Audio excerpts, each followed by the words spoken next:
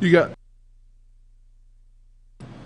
test, test, test, test.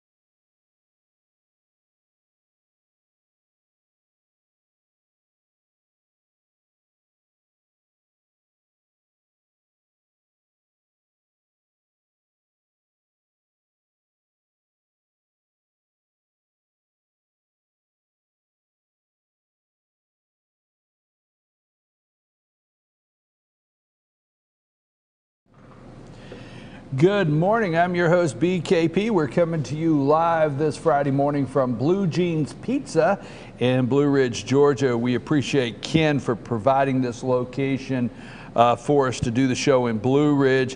Nice and cold. If you're in North Georgia, you're waking up and the car thermostat there said 22 degrees, and even Cookie Monster reared his head this morning. And I mean that because my good friend Lonnie has one of my favorite hats. It's the Cookie Monster hat. We should have it on the table here with the other hats. And it made it out this morning. It's so cold, but it's a little cold here in North Georgia, but we have a lot going on. Let's see, Lonnie. Lonnie, there you go. You see, even Cookie Monster made it out. So we'll put Cookie Monster here. Lonnie, that's how cold it is. Cookie Monster had to show up. So anyhow, we have flu in North Georgia to the point Fannin County schools today are closed, with giving the kids an opportunity to have 3 days to recuperate and get better out there. So today Fannin County schools are closed. Teachers are to report. That's one thing we have going on. Also, have you seen on the internet, have you had an opportunity to see on the internet the Ricin, the toxin, the dangerous toxin, poison, Ricin, the story in North Georgia about a man that showed up at the hospital Thursday night? We have two great things this morning. One, we're going to get an opportunity in a couple minutes to ask Dr. Whaley what Ricin is and see if he can give us the thumbnail sketch of what it is and how dangerous it is. And then at 8:45, Fannin County Sheriff Dane Kirby will be here with us, and he's going to brief us on the entire case, what's going on.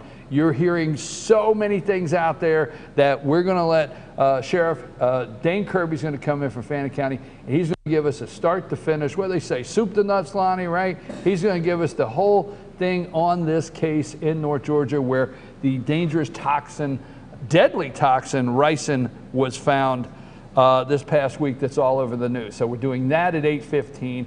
At 9 o'clock, I have the hats. I'm going to explain the hats. Don't get all worked up, folks, because you see some New York Yankee hats. You're just going to have to get over it, okay? Because the guy I have coming in at 9 o'clock, he's going to like the hats. I can't help it. Just saying. We're going to have our all-star panel at 9 o'clock, and joining Rick and I this morning will be Fannin County Rebels head baseball coach John Ayres. He will be with us here on the all-star panel at 9. So what a show lineup we have for you today. You know, the one thing, Lonnie, I said the other day that I am, if you're just tuning in and it's the first time you've ever watched this show, I think I should break it to you that I do support Donald Trump as President of the United States. I support him as candidate Trump. Would you figure that, Lonnie? Is that a give? No. Lonnie said, no, that didn't happen. All right, so, but here's the thing, okay? I have supported the President of the United States, but I will say this. I don't like some of the jokes, but if you're a comedian out there, just if Hillary, there's all this talk about if Hillary Clinton would have won. I know that some of you just had to cringe, you got the shivers, everything. If Hillary Clinton would have won, I'm going to just tell you there would be no comedic value whatsoever. I mean, what would comedians do? I will say this, on the Donald Trump side, bear with me, Trump supporters, at least comedians have something to work with for the next 4 years. There's some of it I do think is funny, okay? Because I always make a joke, right? You know, they say Donald Trump, is not aware of foreign policy, and there's the one China policy, and Donald said, he was against the one China policy for some time, the President of the United States. But I always say it's because he thought it said China won, and he thought it was a buffet, and he didn't like the place. All right, that's my joke. All right, that was corny. No drums in the background. But anyhow, comedians have a great opportunity here for 4 years, whether you like it or not. China won. You're going to hear a lot about that. But let's get serious before we get Dr. Whaley in here and we talk about some of the serious things going on in healthcare. Let's go there first. Congratulations to Tom Price. I like to always take a couple minutes and talk about the things that the media is not sharing with you. They're always taking you in this direction. First of all, congratulations to Tom Price. If you're out there anywhere in the United States, we're just going to have to tell you it's on us. What does that mean? It's on us. It's on Georgia. I have multiple times seen legislation from the House that Representative Doug Collins, here in the 9th District, representatives across the state of Georgia. Now, Health and Human Services Secretary Tom Price, the 6th District representative from Georgia, will lead the way. George, it's on us, folks. This is it. We're going to take it right here on the shoulders. Right here. We're taking it this morning. Either Georgia leads the way in repeal and replace, or we don't. But we're ready to go. Tom Price, congratulations this morning. Now you will see some things move. You've heard the media, you've heard the roundtables, you've heard all the people, the talking heads about repeal and replace. It may be harder than they thought. Republican representatives are starting to get nervous about it. Forget it, okay? We heard all of that, of how well Obama and Trump was working together. Yeah, see how that worked out. We've heard about how well Trump and Schumer would work together. Now we keep hearing on a daily basis that repeal and replace, senators and Republican congressmen, representatives are getting nervous. Don't worry. Tom Price, congratulations. That should be the lead in the news. Get ready. The second thing that should be the lead in the news, but you're not going to get it from the media, is if you think you've seen protests, here's the protest I don't want to say I want to see, but here's the protest I'm waiting to see. Yesterday, Jeff Sessions was sworn in as Attorney General. It changes, folks. It changes. They're not telling you this on the news this morning. What did the White House have ready? They had 3 executive orders ready, law and order ready for the new Attorney General. Donald Trump signed 3 executive orders Thursday that he said are designed to restore safety in America. Trump signed the executive orders in the Oval Office after swearing in Attorney General Jeff Sessions. One of the orders aimed to reduce crime and restore public safety, directs Sessions to establish a new task force on crime reduction and public safety. The task force will develop strategies to reduce crime. Now, the other one I want to get to, if my computer will allow me, I've got too many, as always, I've got too many tabs open. The other one will deal with gangs, okay? This will deal with gangs, the other executive order. The protest that I'm waiting to see is when the Department of Justice, okay, takes advantage of this and starts removing these gangs from this country, or starts cracking down on gang crime violence in these cities. Who will protest that, right? I'm waiting to see that. Law and order. You're getting ready to find out in the next 3 to 4 weeks if there's any such thing in the next 90 days of true law and order in this country any longer. Watch and see.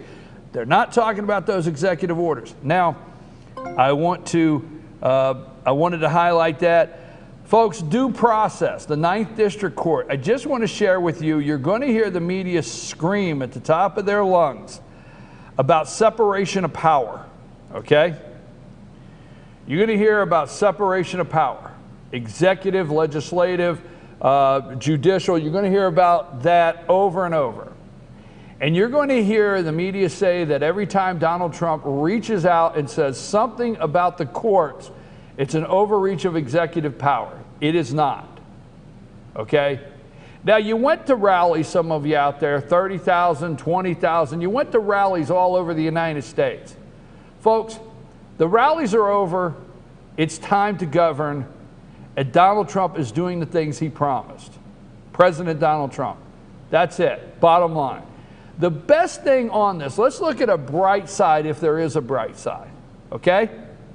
there's more people today reading the Constitution than I think ever has been, because you want to see what the Constitution says. There's more people this week that know the 1952 law of immigration and nationality clause there, the law of 1952 Act, okay? More people could talk about that, all right? Now, the sad thing is the Constitution and those kind of things are not taught in our public schools. That's the sad part. And the sad part is Donald Trump has to start scratching back all these issues and exposing them for the American people to start looking into these things. But that's the good side. Now, there's another good side to what happened to the 9th District. I promise there is, okay? Activist judges, political judges. Your judges should not be political. Your judges should not be left. They should not be right. It's called the four corners of a law. So when you're arguing something in front of these appeal court federal judges, okay, these judges should rule on what we call the four corners of the law within, is it constitutional? Did the executive branch have the right to write the executive order based on the law? And is the law constitutional? Okay? But we have seen the 9th District, we saw the 9th District go all out of those parameters. We saw them go all over the place. Not even close to ruling on the four corners of the law, as they call it. So you ask yourself, where do we get these people? Where do we? Well, the media will quickly say to you, they will say, oh, the president appoints these people. See, you have heard every time they bring these three judges up, one's appointed by George W. Bush, one's appointed by Jimmy Carter, and one's appointed by Barack Obama, the three-judge panel that went 3-0 against the President Donald Trump's executive order. That's what you will hear from the media. But see, what happens is that politics is involved. It's called a special, this is what it's called now, folks, this is the lower level court. It's called a special, very powerful tradition. See, Donald Trump said he would go drain the swamp. But if he doesn't expose the swamp, if you can't find the swamp, if you don't know where everything's at in the swamp, you really don't know exactly where to set the sump pump first. And I'm telling you right now, that executive order, we hear rollout, we hear it was bad, if he would have just done this, if he would have just done that. People, there's more people stranded in airports today due to the weather and cancellation of flights than this executive order affected 109 people. So what do you say? Should we get the courts involved because of the weather? Should we sue? I know that sounds crazy, right? But this is crazy, what's going on. Because you have a 9th Circuit that just gave due process outside of our borders to people that are not citizens, folks, of the United States. They don't have a right to enter this country. Only you and I, citizens of the United States, have due process. But we have a court, and you can't tell me these people don't know this, these judges, but we have a court that just extended. You're going to hear due process everywhere. We have a court that just extended due process to refugees, to people in other countries. They figured they used an example in Washington State of people that don't exist that this could affect. When you're arguing a case, you have to argue the party that's affected, the individual that's affected. It needs to be something tangible. But this court goes all the way out there, and they find the ghost people it could affect. So without getting too deep into that, which that's where I'm going, I don't want to get too deep. I got a lot to do today. It's called a special, very powerful tradition for recommending district judges is called senatorial courtesy. I'm sorry, senatorial courtesy needs to end today, okay? According to this practice, the senators of the state in which the vacancy occurs actually make the decision. A senator of the same political party as the president sends a nomination to the president, who almost always follows the recommendation. To ignore This is where Donald Trump keeps saying they're playing politics. The media pushes that aside, pushes that aside. Oh, how dare Donald Trump say something about the court? It's disheartening. No, it's not. It's politics that has to stop. He is uncovering all these things on a daily basis, okay? Who almost always follows the recommendation. To ignore it would be a great affront to the senator, as well as the invitation for conflict between the president and the Senate. Folks, the bottom line is, if there's a vacancy on these courts, okay, the senator in the area, the state where there's a vacancy, the senator sends up to the president, and it's called senatorial courtesy, and it's basically, look, you'll pick my friend that we drink wine with on Friday nights and Saturday afternoon. You'll pick my friend, and if you don't pick my friend, I may not vote the way you suggest. Folks, I'm telling you, senatorial courtesy should end today. Donald Trump's exposed it. There are so many things. I'm tired of hearing rollout that you should thank this president of the United States for jumping on, and taking head on. And this was one of them. You and I both know, anytime we're hearing a court is left to center or right to center, obviously there's something bad wrong with the court, because we should never hear they're left to right. We should hear them ruling based on the Constitution as an originalist and not legislate from the bench. Trump called it out. I support Trump calling it out. And I think the 9th District is a disgrace, and I think we need to do something with our judges, and I do not want to hear separation of powers invoked here, because we didn't hear that for 8 years. Now we're hearing the separation of powers is the big problem. Okay, I've got to go to break, but let me see what else I have coming up, because we're going to get Doc Whaley in here. Airport delays. I think everybody in the airport should sue the airlines, because you've been delayed, and the weather should be no reason whatsoever. New Attorney General Jeff Sessions, the new law and order executive orders, we put that in place, law and order. We'll see what happens here with Jeff Sessions in about 9 weeks. The one dealing with gangs, again, congratulations to new Homeland Health and Human Services, Tom Price, Secretary. And that opens up two things, folks. We are getting ready, if you like politics, we're getting ready to see a big campaign for that 6th district, that congressional district that Tom Price is leaving open in the 6th district. So that'll be going on. And tomorrow night, let me remind you, if you're out there in the Republican Party and you want to know who will be the next Republican, the next head of the Republican Party, the chairman of the state Republican Party, there'll be a debate tomorrow night from 6 to 10. FYNTV.com will be airing that debate, and you will be able to find out. John Padgett is not running. The current chairman of the Republican Party state of Georgia is not running again. There are 4 candidates. I'll bring that up a little later at the 9 o'clock hour, and we will be having that debate tomorrow night. That will be live on FYNTV between those 4 candidates.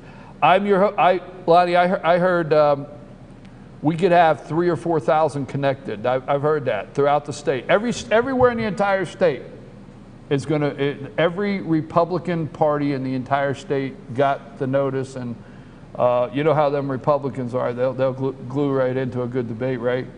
Yeah, but it's Republicans, so you may not want to start until about 20 minutes after you tell them it's going to start. Why?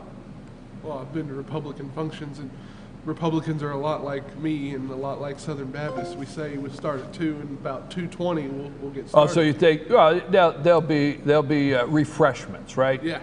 Okay, I'm your host, BKP. When we get back, we'll have Dr. Whaley, and then at 8:45, Doc Whaley will be in here, and at 8:45, Sheriff Dane Kirby, and at 9 o'clock, all-star panel with Fannin County Rebels head baseball coach John Ayres joining Rick and I. Take us a break, Lonnie.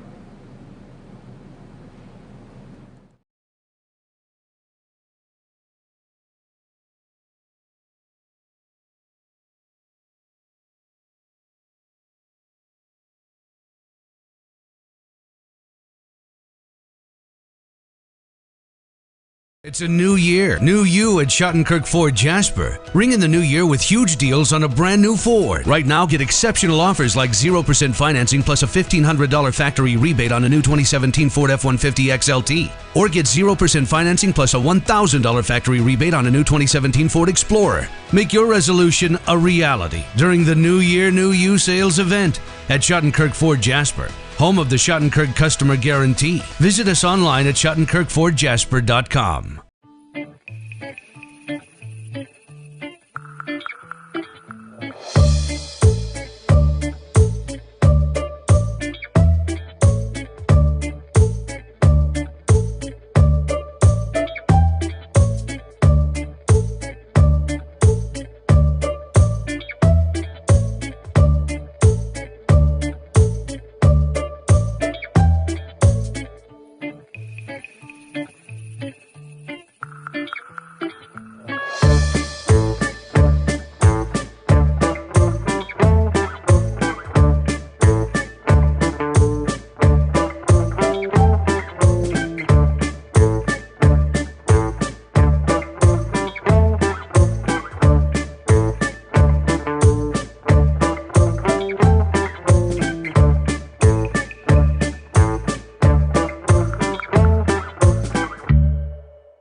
Circuit World, brand name merchandise at unbelievably low prices.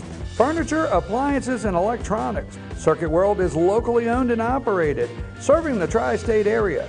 Circuit World has highly trained professionals to help. Visit your hometown Circuit World today. 3 locations in Georgia: Ellijay, Blue Ridge, and Blairsville, Franklin, and Murphy, North Carolina. No credit checks, so let Circuit World deliver to you today.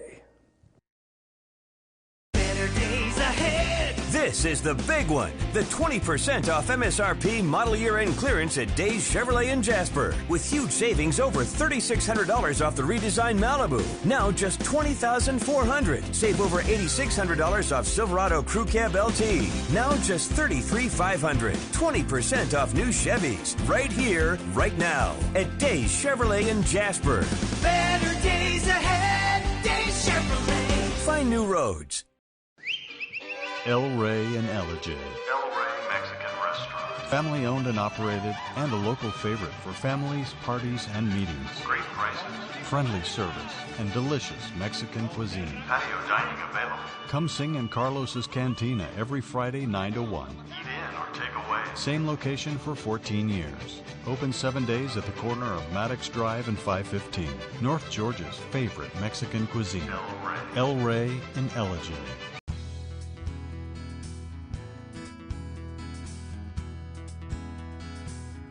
Hello, my name is Chad Watkins. I'm the manager at Larry's Body Shop.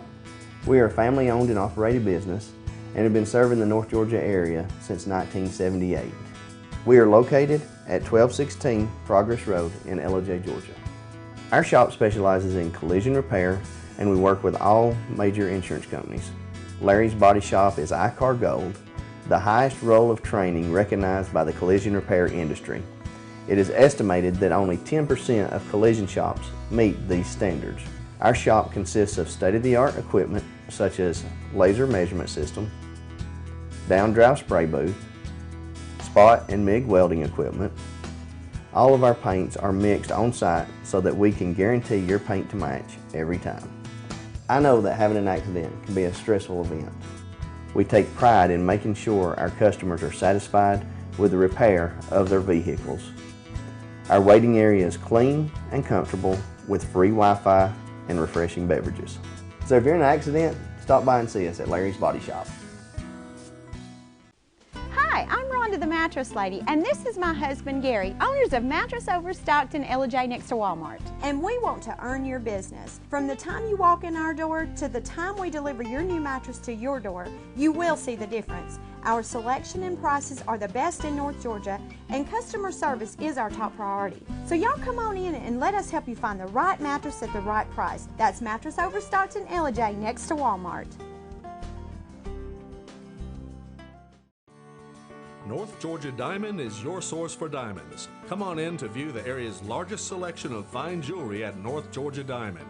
All repairs and designs are done on site by our jewelers. And North Georgia Diamond has the lowest prices on loose diamonds. You can also sell your gold, silver, and coins at North Georgia Diamond between Walmart and Lowe's in East Ellijay. Locally owned by Bill and Allison Craig, North Georgia Diamond is your source for diamonds in North Georgia.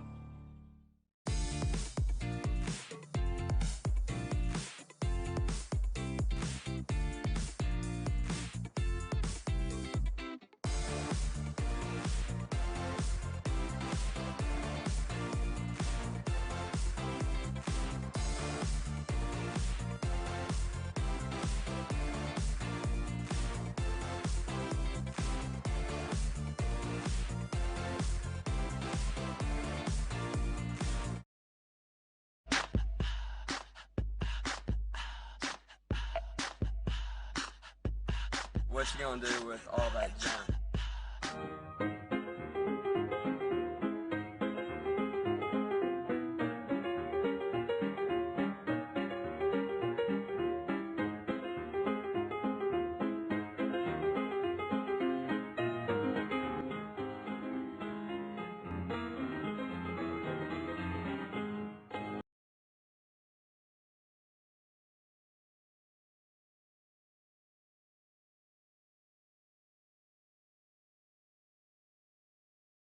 Liberty play, really? Hey, we're back. I'm your host, BKP. Good morning from the office. No, I'm not at the office. No. I'm at we used to call it a pizza joint uptown, right? Right, yeah. Blue Jeans Pizza. This is a restaurant. Restaurant. Yeah. First class. First class, yeah. I was right over there, not night before last, and had pizza with friends. I'm telling you, this is the best pizza in town. And you took some home to have it for breakfast, like Jane suggested. You mean the first time we came home. People take some home? For breakfast. Yes, sir. No. I do not. I send an empty pizza tray back when I come. Oh, no. Jane always saves one piece and takes it home for breakfast. All right. Doctor, I'm your host, BKP. We're at Blue Jeans Pizza in Blue Ridge, and Dr. Whaley now joins us. And if you're used to this segment right here, I usually just say, sometimes go. How are you, Dr. Whaley? You in the break, I got a little sidetracked on the Falcons, but we wanted to start out with the Ninth Circuit. You wanted to Well, no, discuss I was really going to start out with the flu epidemic and how to treat fever today. And then I was going to go to the Falcons and why I thought they lost because they didn't have the right nutritional status, because we talked about that last week.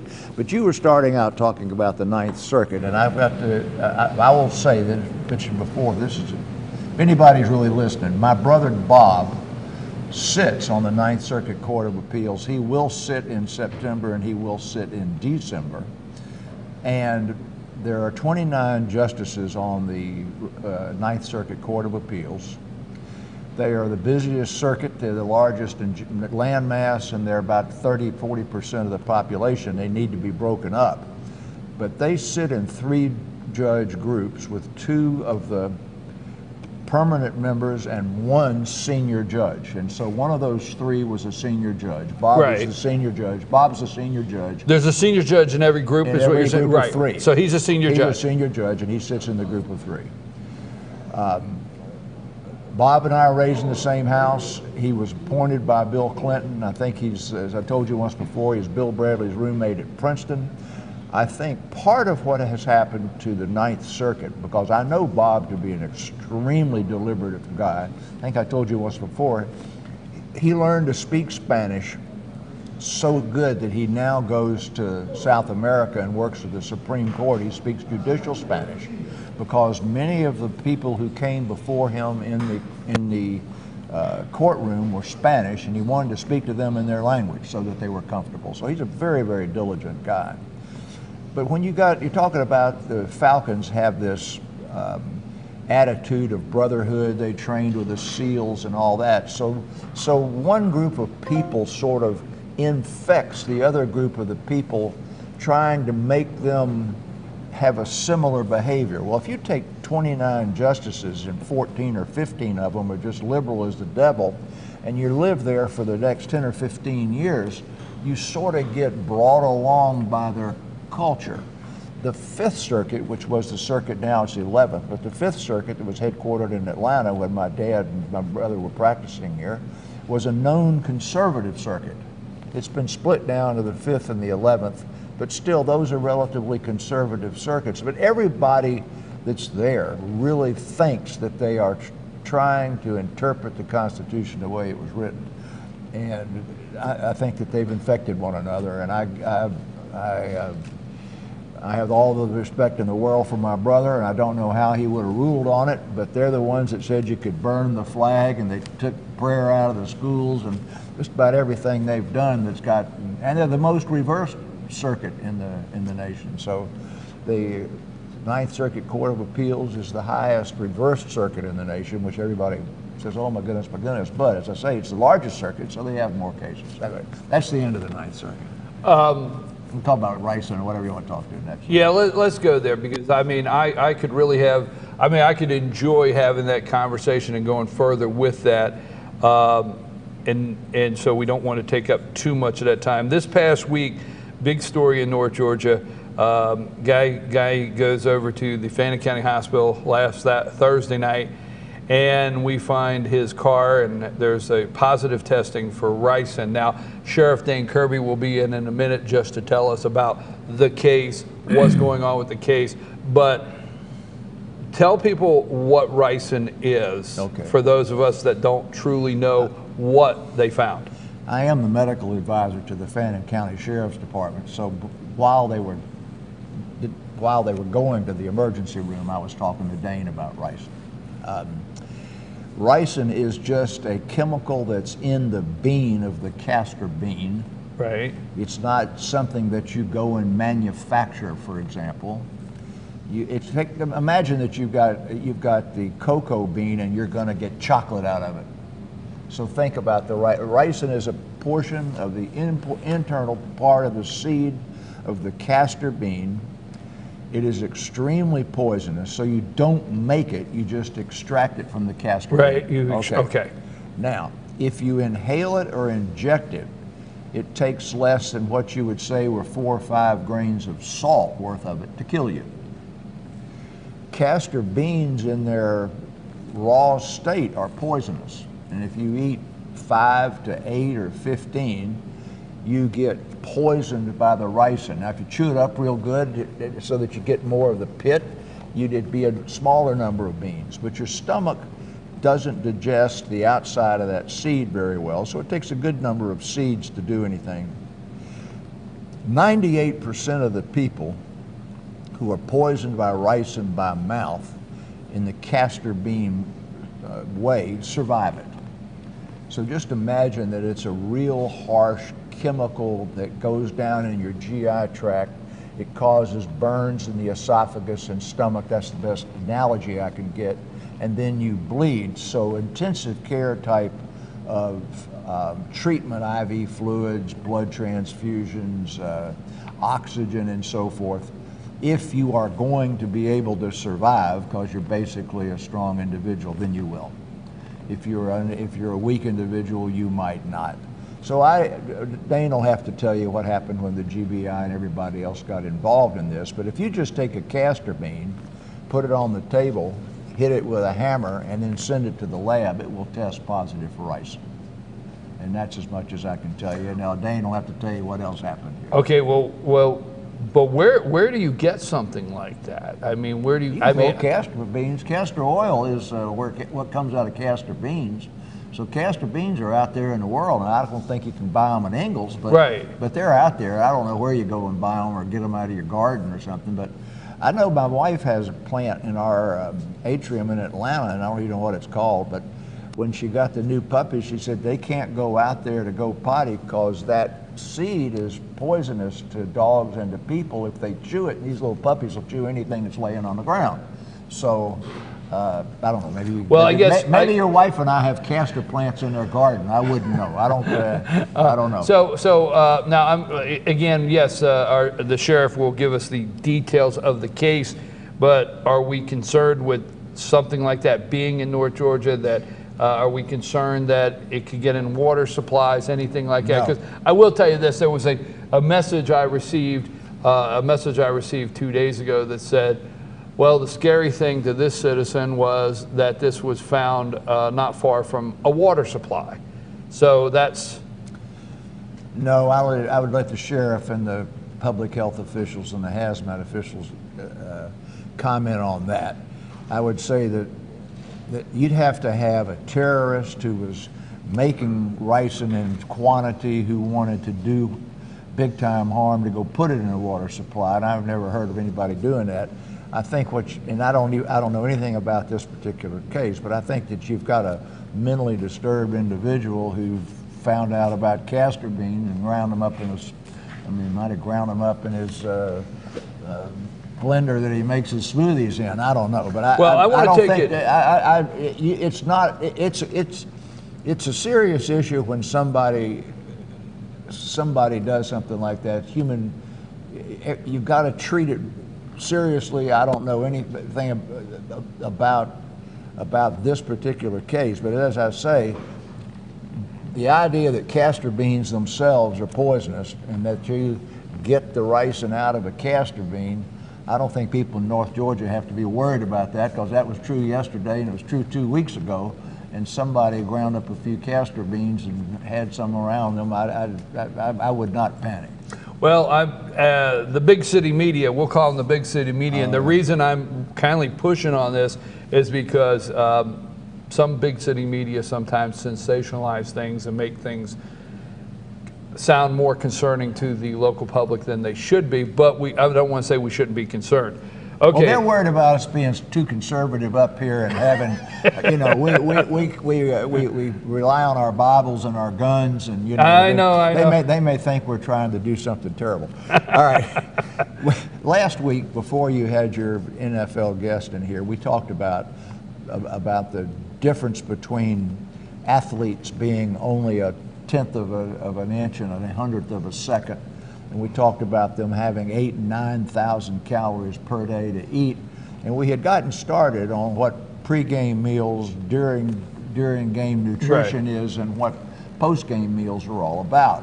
And I mentioned the carbohydrate goo and the fluids and electrolytes that we now have in Gatorade.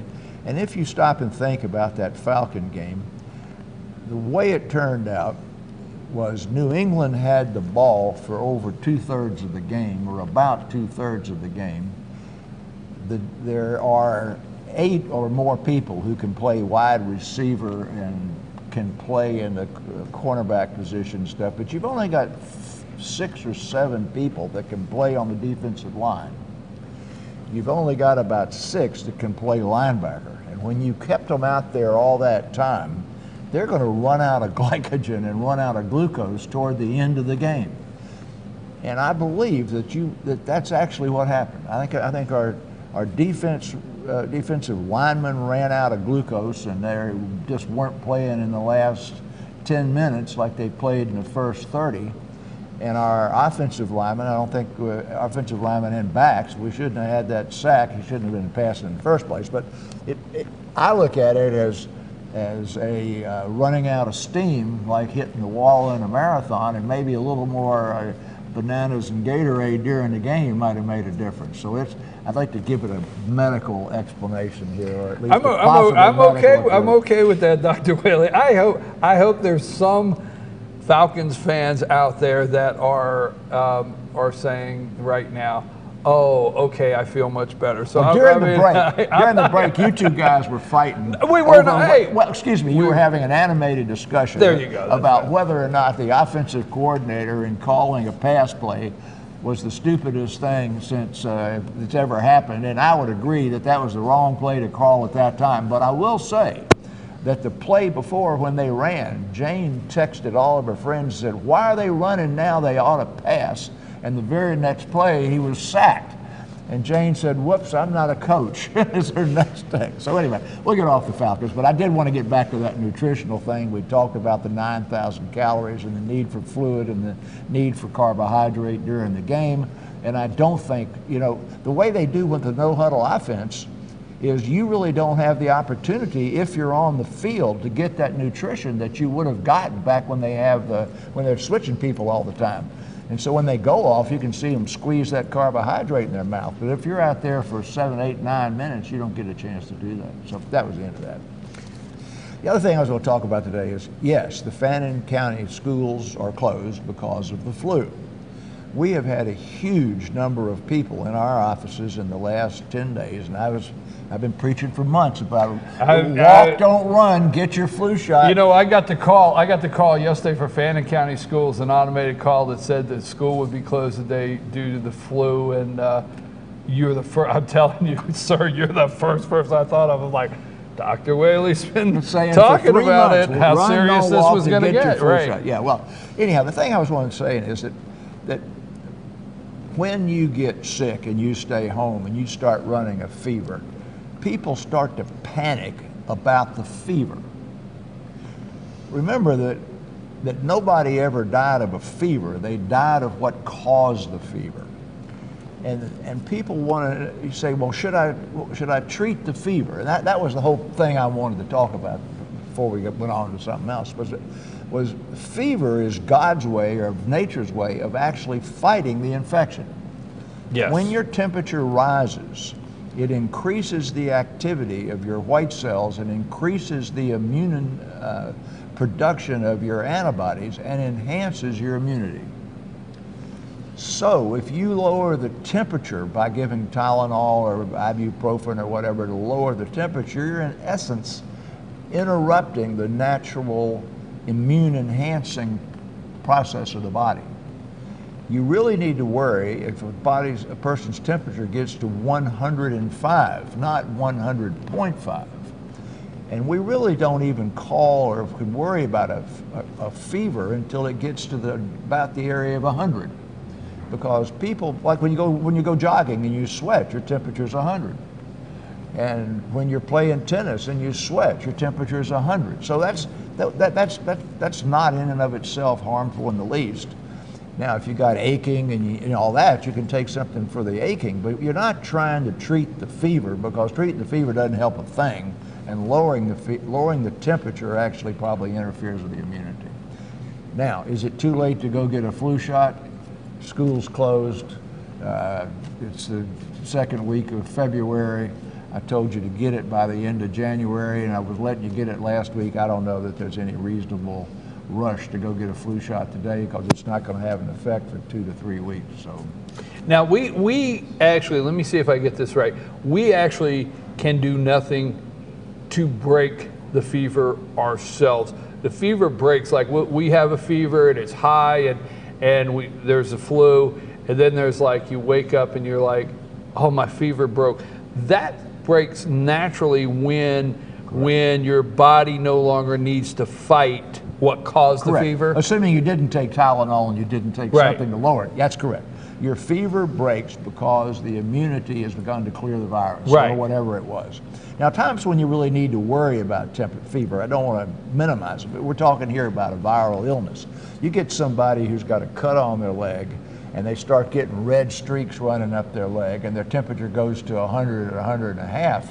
Well, you're not going to worry about that with the flu, but if that's red streaks on your leg, you're going to the ER, the doctor's office, right this minute, because that can be a blood-borne infection just getting started, and you don't want to stay home and be a Marine while red streaks are running up your leg.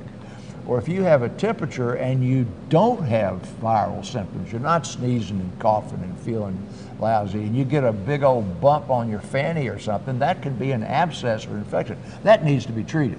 But when you've got the viral symptoms, your nose is stuffy, your throat aches, you're aching all over, and your temperature's 100 or 101, don't go gobbling Tylenol and ibuprofen unless you're doing it because you hurt so badly. Now, the other thing is that the other thing people talk about taking for a temperature is aspirin. Works great, but aspirin's not to be given to kids or teenagers. So if you haven't turned 18, 19, 20, don't take aspirin for a fever. There you go. All right, don't want to leave you. We got, like I said, I'd love for you to stay around one day for our 9 o'clock panel when the opportunity presents itself. But I'm wearing, I call this my David Perdue jean jacket. When our senator in Georgia was campaigning, it was you would see David in his Senator Perdue in his jean jacket. I want to congratulate Senator Perdue because he's been presiding over the Senate. If you're watching any of the Senate hearings, confirmation, I mean, the votes, Senator Perdue's been playing a large part. Yeah, but they're doing it at 1 and 2 o'clock in the morning. Well, that's because what time did they vote on time? 2 a.m. That's what I said. 2 a.m. Okay. I go to bed then. I'm with you. I wake up and they tell me. I'm with you. HHS, Tom Price, it's done. He's in. We waited for this. Tom Price has actually led the way in the House for several years, preparing for Obamacare and what to do with it. How supportive are you as a physician that he is now HHS Secretary, and how soon do you think he will start acting with Congress to do something? You'll remember that I told you that I was the president of the Medical Association of Atlanta when he came to town, and I know Tom well. I have great confidence in him. I think that he has extremely good judgment. I have no prediction about how quick he can work with Congress to turn stuff around, but he's not starting today. He started 4 years ago. Thank you. And He has. And there's legislation that they have massaged and worked on and worked on and worked on, and I don't know exactly where it is, and I don't think anybody can tell you what the features of this are going to be like, except that he and the President of the United States our Senate and legislative Republicans have said we are going to continue to protect pre-existing conditions. We're going to continue to protect portability, and we're going to increase competition among the insurance companies. And everything they've said are the features of the ACA or otherwise Obamacare that have been very successful, I think are very important. And then the part about it that I believe is going to be totally new is you must have skin in the game, and you've got to join the team here if you get sick later on, and not wait till you got sick and hypertensive and so forth and then join on the team, or there'll be a penalty. I think that all that's going to have to take a while to happen, because just like they've said with this legislative executive department battle going on, Congress can really go in here and straighten a lot of this stuff out. I mean, Congress can make a law that does what the Trump executive order says. I mean, if Congress will get off their duff and create the right laws, then Trump doesn't have to make an executive order. I'm going to end with that. I always like a nice note. Congress, get off your duff. We're going to go with that, okay? We're going to end with that. Dr. Whaley, thank you very much, right. always. Next up, stay with us. We're going to have Dr. Whaley's explained this morning Ricin. You've heard about through the news media, all over the internet. William Christopher Gibbs, 27, walked in the hospital last Thursday, and this is where this all began. So we're gonna leave now. We're gonna come right back, and Fannin County Sheriff Dane Kirby is gonna be in here, and he's gonna take it the rest of the way and give us the update and details on this case. And then at 9 o'clock, our all-star panel. We've got head coach, Rebels head coach, Fannin Rebels baseball head coach John Ayres joining us this morning. I even brought him a couple hats to make him feel at home, and I'm for sure he'll give Rick a hard time. That's what I want to see happen, because I did put the Chicago hat on the table. But we'll be back with Sheriff Dane Kirby right after this. Thank you, Dr. Whaley. All right. Let's not.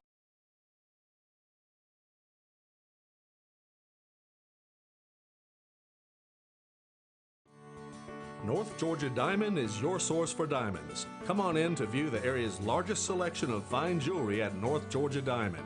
All repairs and designs are done on site by our jewelers. And North Georgia Diamond has the lowest prices on loose diamonds. You can also sell your gold, silver, and coins at North Georgia Diamond between Walmart and Lowe's in East LJ. Locally owned by Bill and Allison Craig, North Georgia Diamond is your source for diamonds in North Georgia.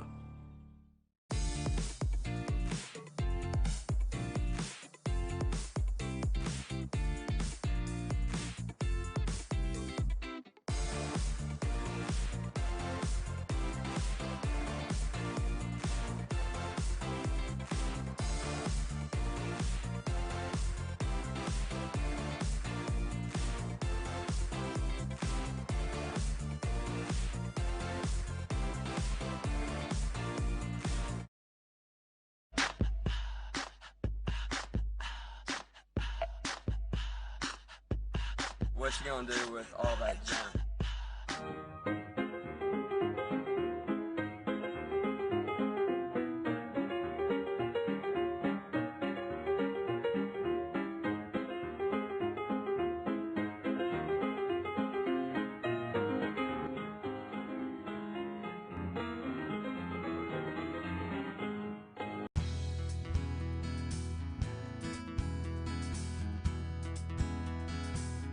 Hello, my name is Chad Watkins. I'm the manager at Larry's Body Shop.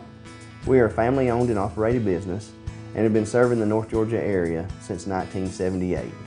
We are located at 1216 Progress Road in LJ, Georgia. Our shop specializes in collision repair and we work with all major insurance companies. Larry's Body Shop is ICAR Gold, the highest role of training recognized by the collision repair industry. It is estimated that only 10% of collision shops meet these standards. Our shop consists of state-of-the-art equipment such as laser measurement system, down-drive spray booth, spot and MIG welding equipment. All of our paints are mixed on-site so that we can guarantee your paint to match every time. I know that having an accident can be a stressful event. We take pride in making sure our customers are satisfied with the repair of their vehicles. Our waiting area is clean and comfortable with free Wi-Fi and refreshing beverages. So if you're in an accident, stop by and see us at Larry's Body Shop. It's a new year.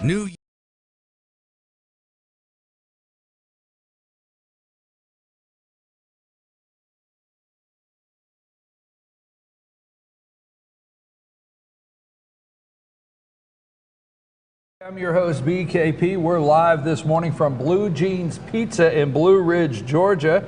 And we're now joined by the Fannin County Sheriff, Dane Kirby. Sheriff Kirby, thank you very much for joining us. You're welcome. Let's just jump right in this morning. National media, online, the internet, TV, Fannin County, this gentleman, and let me just get started here. This gentleman, William Christopher Gibbs, is 27 years old, and he drove himself to the hospital last week. This is Thursday night, claiming he had ricin on his hands. Right. Okay, so somebody walks in, and we're going to start right there. It says they have ricin on their hands. What's protocol? Hospital, how do they treat it? Who do they call? They call you. And where are we at in the case? So bring us through that. Well, I'm not absolutely certain that Mr. Gibbs initially went into the hospital and claimed that he had ricin on his hands, as plainly as that. I think there was some deductions that had to be made to come to that conclusion, but hospital staff, I think, was able to deduct that there was a pretty good chance that he had been possibly dealing with, certainly with some sort of toxin and likely ricin. Okay. So, of course, they contacted our office, and our patrol division responded to the hospital and figured out pretty quick that you know, there could be some risk here. So our criminal investigation unit got involved. They responded to the hospital, and it was figured out pretty quickly that there was a chance that this substance that he had been in contact with was still inside his vehicle, which was parked there at the hospital. So Cherokee County has a real good hazmat, hazardous materials unit down there. So we contacted them. They were glad to respond. They also had some other resources that were available to them through the Army National Guard. They have I hate to use the term weapons of mass destruction, but that's their title. That's what they do. That's what they're trained in. And they're a weapons of mass destruction team that responds to things like this. They were also glad to come up and respond, which they did. And also, once certain things start rolling, the FBI has to be notified. So all that was done. When you say things start rolling, the FBI, what happens that says now it's time to call the FBI? Because of the substance, because the of the level substance, you found, yes, what they could do with it? Because of the substance, because it was a ricin incident. I'm not exactly sure what kind of written and formal policies the National Guard unit works under, or even Cherokee County's hazmat unit. But there is a point where they have there is to... a point where the FBI is notified. I'm not exactly sure if it's something that's in writing or if it's just a protocol that they use for being good sound judgment. Okay, so we have the hospital. The hospital makes a call. You're involved. Hazmat comes up. Weapons of mass destruction, as we called it. They come up. They now have quarantined the car, and they're checking that. Right. What happened to the young man, and what happened? Like, how much ricin was found? Was it found in the home? What was the intent? What are some of the things coming out of the investigation? The substance that was located was found in Mr. Gibbs' car. Right. I do not know how much of it there was. I never saw it. The WMD team with the guard had a mobile lab unit that they brought up here, and all that stuff was taken inside that lab when it was brought out of the vehicle. I think actually what they did is they may have gone in initially and got a sample out of the vehicle and took it in and tested it before they recovered the quantity, if you will. But, you know, it was tested, and they did determine that there was a presence of ricin in the substance that they tested. But it was in the vehicle. It was in the vehicle. Have they found it at the home? Did they find I do not know what they found at the home, but I will tell you that I have no reason or nothing indicates to me that anything at all was found at the home. There's nothing that indicates it at this time. Right. Okay. Now, once searching the home and starting to look at this guy, is there any indication or anything come to light of what he was planning? Why did he have ricin? Do we know anything of what he was planning to do or any background on this young man? I do not know of any plans that he had for what he was in possession of. You know, I personally did not conduct the interviews with him. I think my office may have conducted a very brief initial interview with him, but I don't think anything came out of that on our end with what we did as far as what his plans were. And I have no knowledge that the FBI got any information like that either. I just do not know. Well, as a news source, I don't make light of this at all, but as a news source, I see other news sources that report things, and I know that these federal agencies and these other agencies don't release this stuff. I mean, if I called right now, FBI, or I call the Department of Justice, they're going to say, we can't discuss this at this time. It's an ongoing case. Right. But I find it interesting that some media outlets feel they know something about it. Right now, I guess my biggest thing for the citizens, it's always about citizens, is there a concern to the citizens in Fannin County? Is there anything that they should be concerned of? Water contamination. I got a message, we get all kinds of messages 2 days ago about water contamination or the possibility. Is there anything that you know of that the citizens should be concerned about? Brian, I know of absolutely nothing. I know of no threat that exists now. Like I say, I can't say for certain what the guy's plans were with this stuff, but even if he did have a plan, there's a chance he could have been making this stuff just to see if he could do it, and then he's stuck with, well, what am I going to do now? So I have no idea, but I do know that there is no threat, there is no danger, there is no reason for concern. Everything has been confiscated and seized and dealt with. Every other location that we know of that he has been at has been searched. So right now, there's really nothing that leads us to a concern that we need to report to the citizens as far as a threat or a concern that they should have today because of this. Not at all. That's exactly right. One more thing, Sheriff, and I want to thank you so much for coming in to explain to the citizens out there in North Georgia what you have seen through this investigation. Any other background? Does William Gibbs, does he have a record? Has he been arrested before? Does he have any priors that we should know about? You know, Mr. Gibbs was on probation, so that tells me that he has had problems in the past. But as far as our office goes, I think my guys may have had some some low-level contact with him in the recent past. But as far as him being someone who was on our radar or someone who we spend a lot of time dealing with out here, that's not the case. I really did not know Mr. Gibbs. I know a lot of his family. He comes from a good family, a lot of good people there. And, you know, I don't know where this came from, to be honest with you. I didn't know the boy. Well, and actually there's a lot to be said for that, because we still in Fannin County, it's a small county, and almost know everybody, or if there's someone that is surfacing with trouble, that comes up real quick. So if you don't know, and this name doesn't ring a bell to somebody that is having a daily run-in, that is one more thing, and I cringe to do this, and I apologize. Actually, I say this with an apology, because the other media now, if you have a tattoo and it's got a rebel flag, okay, what Jeff Foxworthy, you might be a redneck. Well, they've got a whole list of things now that test the big media that you might be white supremacist. Okay. So they start going through your tattoos and going through your Facebook and everything like that.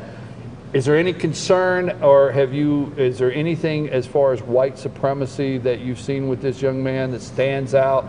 Some people are saying that on Facebook, but to me, I say it like this, and I'm going to give you the floor. To me, it's upsetting to me, because just because we live in North Georgia, just because we don't see it 100% the way some do, doesn't make all these people bad people. He shouldn't have Ricin, obviously, but you understand what I'm saying.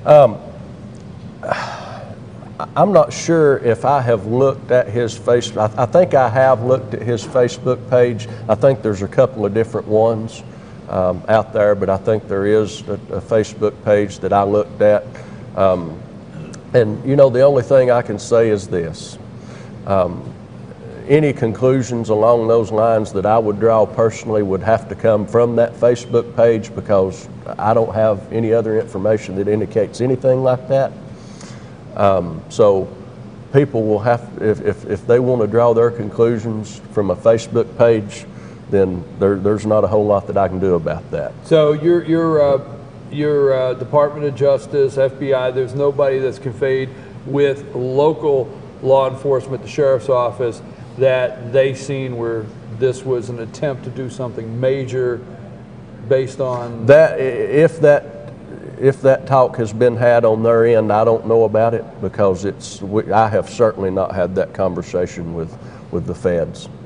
Well, is there anything about this case or ongoing with this case that we left out this morning that you'd like to share with the citizens? You know, I don't think so, Brian. I think you pretty well covered it and summed it up. And the biggest thing that we need to make sure everybody knows is that there is no threat. There is no reason to be alarmed and concerned. And I think this thing probably worked out about as well as it could have. You know, what would have been not as ideal would have been for Mr. Gibbs to have not followed through with what he followed through with, as far as going to the hospital to get treatment and things like that, and this substance still be out there somewhere that we and us not know about it. That could have been a little bit concerning, but that's not the case, so we don't have to deal with that. And I think it's in about as good a shape as it can be. Well, our first and foremost concern, and we know it's yours also, is the safety of the citizens of Fannin County, and if there's anything they need to be concerned of. And we appreciate you coming in. Well, you're welcome, and I will say Mr. Gibbs is still being held in the Fannin County Jail on a reckless conduct charge with a probation violation. We're waiting on the FBI to either draw up a complaint or to get an indictment. I think their grand juries meet weekly, so they could probably do either in a timely enough fashion. So we'll let them make their decisions about how they want to proceed with that, and when they come back to us and let us know what they've done or what they're going to do, we'll do what we can to help them. They've been great to work with, been very helpful, been very eager to take the ball and take responsibility and use the resources that they've had to deal with this thing the proper way, and I was thankful for that. Well, Sheriff, thank you very much for coming and updating the citizens of Fannin County and basically everybody around North Georgia. We have viewers all over the state, and and several other states. So if you've heard out there on the internet anywhere or in the major media markets about ricin being found in North Georgia, you have just had an opportunity to hear from the Fannin County Sheriff Dane Kirby on an update, and we want to thank him. When we return, it's time for the All-Star Panel. Now, folks, I don't want you to get shocked. We're letting a Cubs fan in. We're letting a Yankee fan in. I mean, this thing could get out there. All-Star Panel when we get back. Rick, John Ayres, George might get in and talk baseball. He showed up, and we offer it to anybody who wants to come by and say hello to be on the All-Star Panel. We'll be back right after these messages. Again, Sheriff, thank you very much. Thank you, Brad.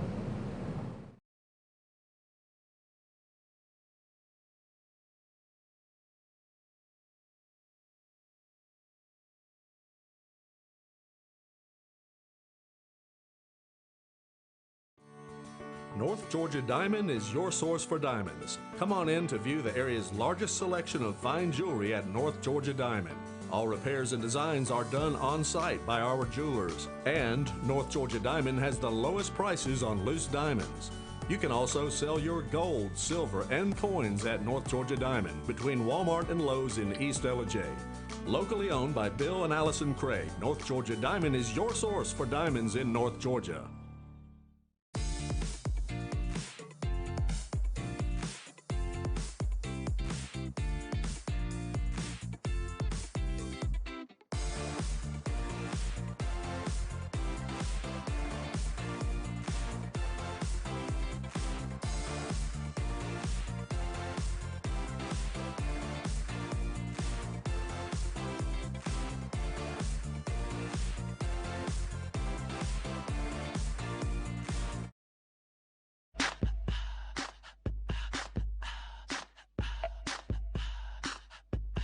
What you gonna do with all that junk?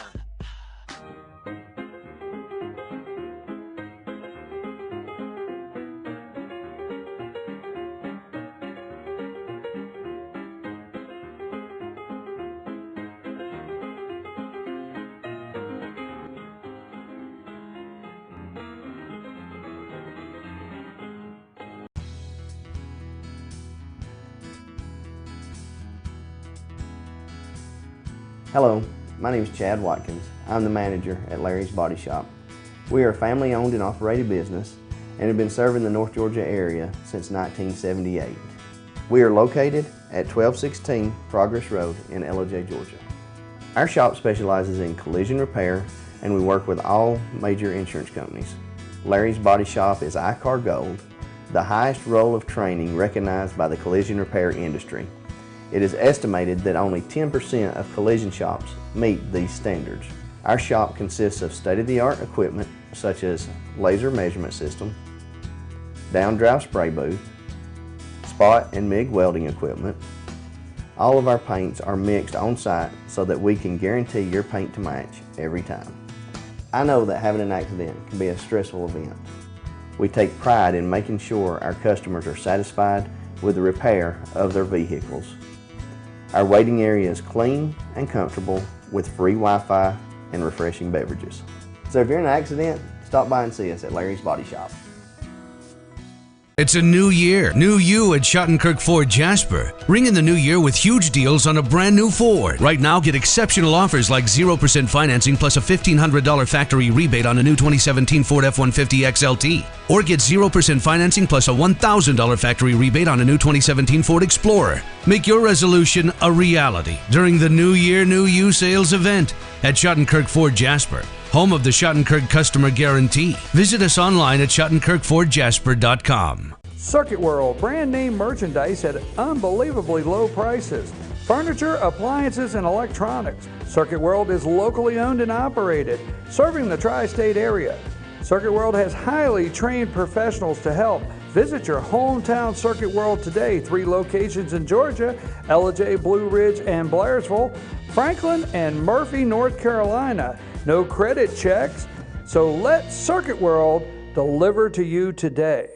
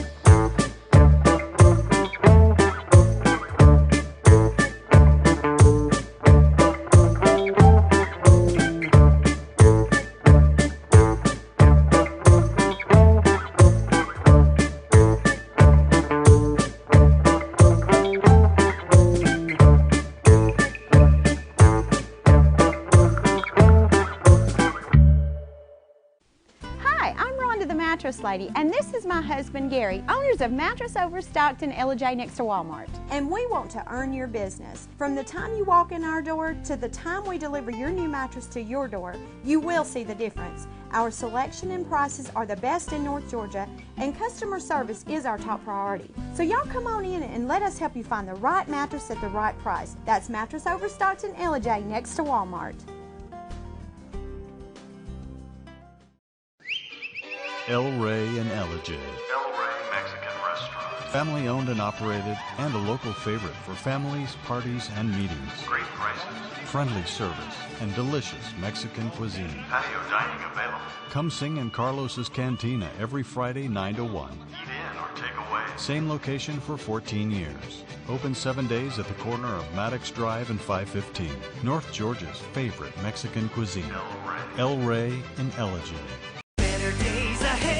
This is the big one, the 20% off MSRP model year-end clearance at Days Chevrolet in Jasper, with huge savings over $3,600 off the redesigned Malibu. Now just $20,400. Save over $8,600 off Silverado Crew Cab LT. Now just $33,500. 20% off new Chevys. Right here, right now, at Days Chevrolet in Jasper.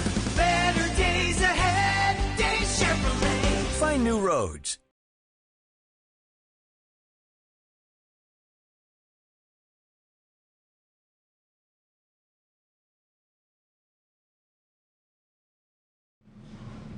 And we're back. I'm your host, BKP, and we're at Blue Jeans Pizza in Blue Ridge, Georgia this Friday morning, cold Friday morning. Now, before I introduce the guest, yes, I do believe the hats should be the first introduction. Sorry, guys, I can't help it. The hat.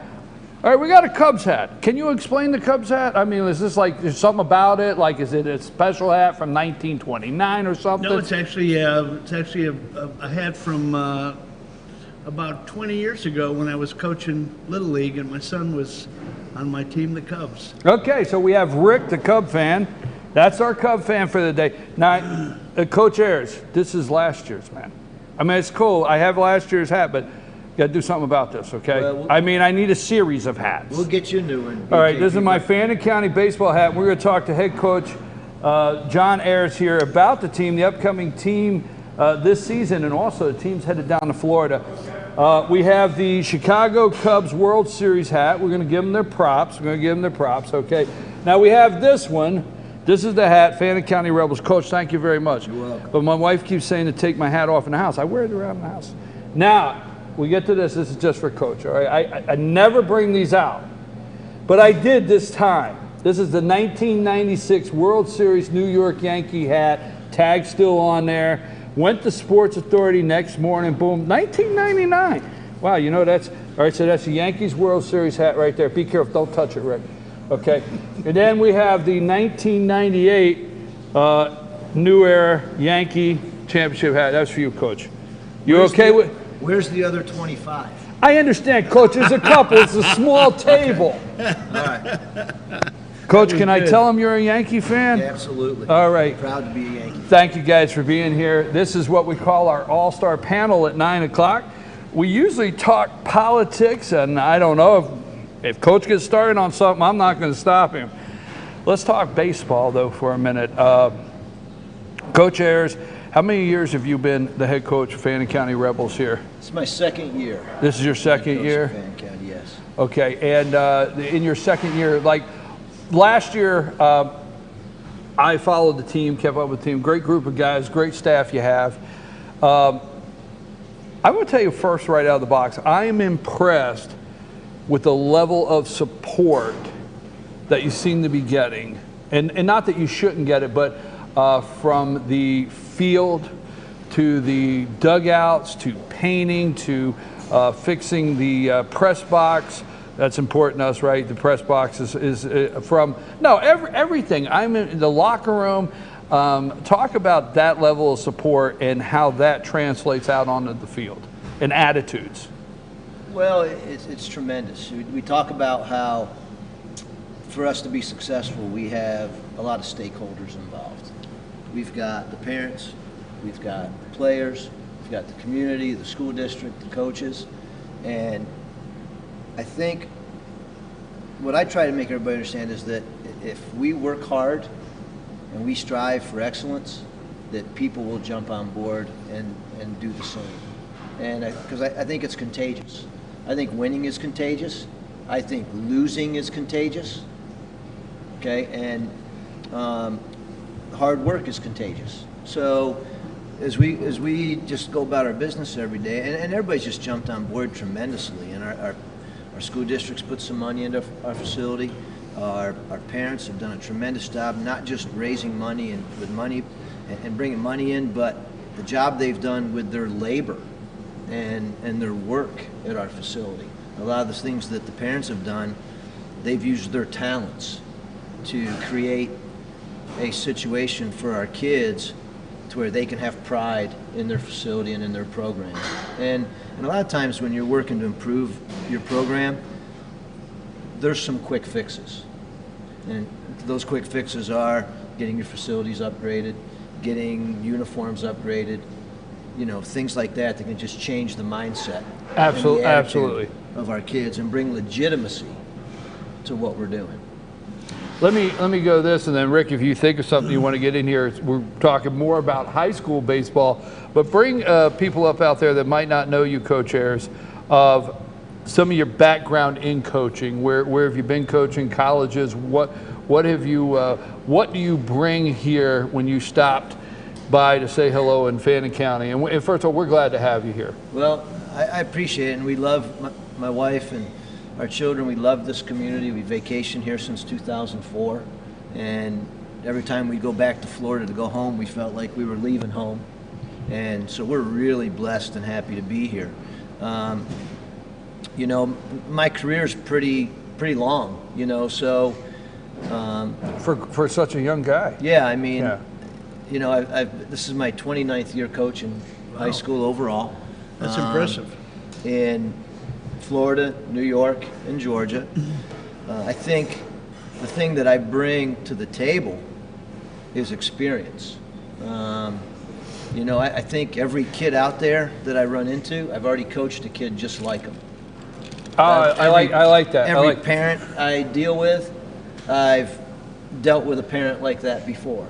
First season out, a kid goes out, and you already say, I know that kid.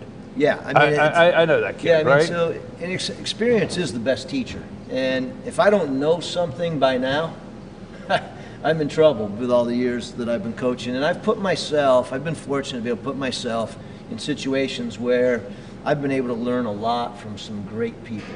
We're talking in a few minutes about our trip to Tallahassee and the time I spent working baseball camps at Florida State University.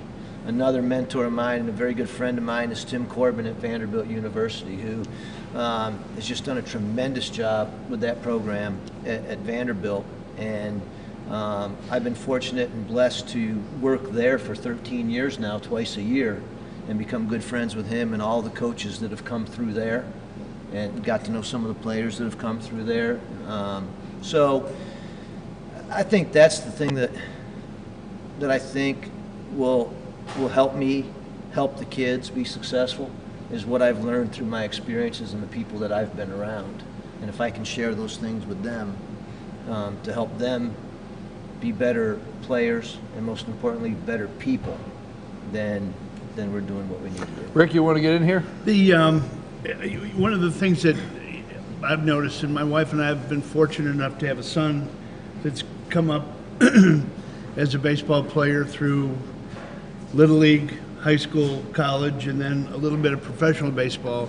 And, my wife's an educator and a coach for, God knows, 30-some years. So I've seen it from a little bit different perspective from the other side. We've seen a lot of coaches. My wife being a coach, we'd say, this guy knows what he's doing. This gal knows what she's doing on the basketball court or on the volleyball court. So it's kind of cool to hear your perspective to say, I've seen this kid before. I know how to act and react. I've seen this parent before. And what we've seen over the course of years with our involvement is the parental support is so important. But as a coach, we respect the fact that he establishes or she establishes boundaries with the parents. This is how I like you to interact with the team. This is what we need. And by the way, these are the areas that I can handle. You don't need to get in and help me coach.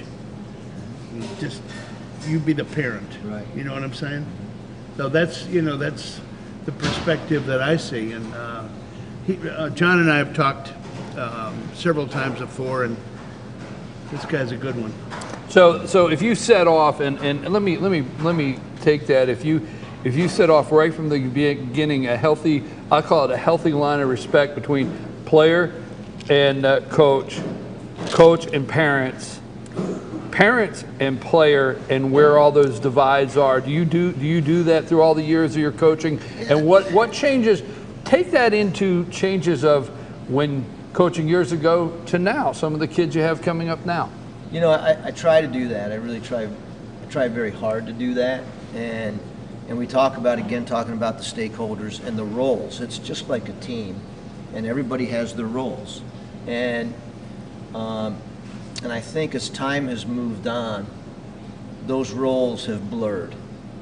You know, and so it takes a lot of work and a lot of effort. And I like to do what's called preventive medicine by having parent meetings, giving information of our standards and expectations for our kids and our program, so that there's no guessing game. I mean, if you need to know what the speed limit is when you drive down a road, so you don't get a ticket. And that's how we keep things moving smoothly. So we try very hard to do that. And I don't mind. As a matter of fact, I encourage communication with parents about their kids, as long as it's not playing time. Playing time discussions are off the table. And today, playing time issues are probably the biggest concern and issue that people have, because. And I'm not talking about our people in particular. I just think in our society, we've grown to be very self-centered and very selfish. And one thing that I try to tell our kids, and I've talked to parents about this as well, is it's very difficult to be selfish and grateful at the same time.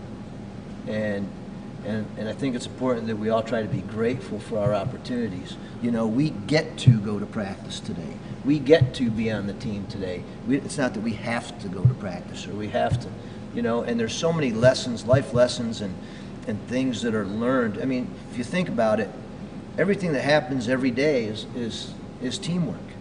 If there's a car accident, it's a team that goes and takes care of that car accident, and everybody has to play their role to make sure exactly. You have the best ending to that story. Those fundamentals are built too at the high school level, and you see it when you move to the next level, when there aren't the parents pushing the kid out of the bed. You got baseball practice, you got to go.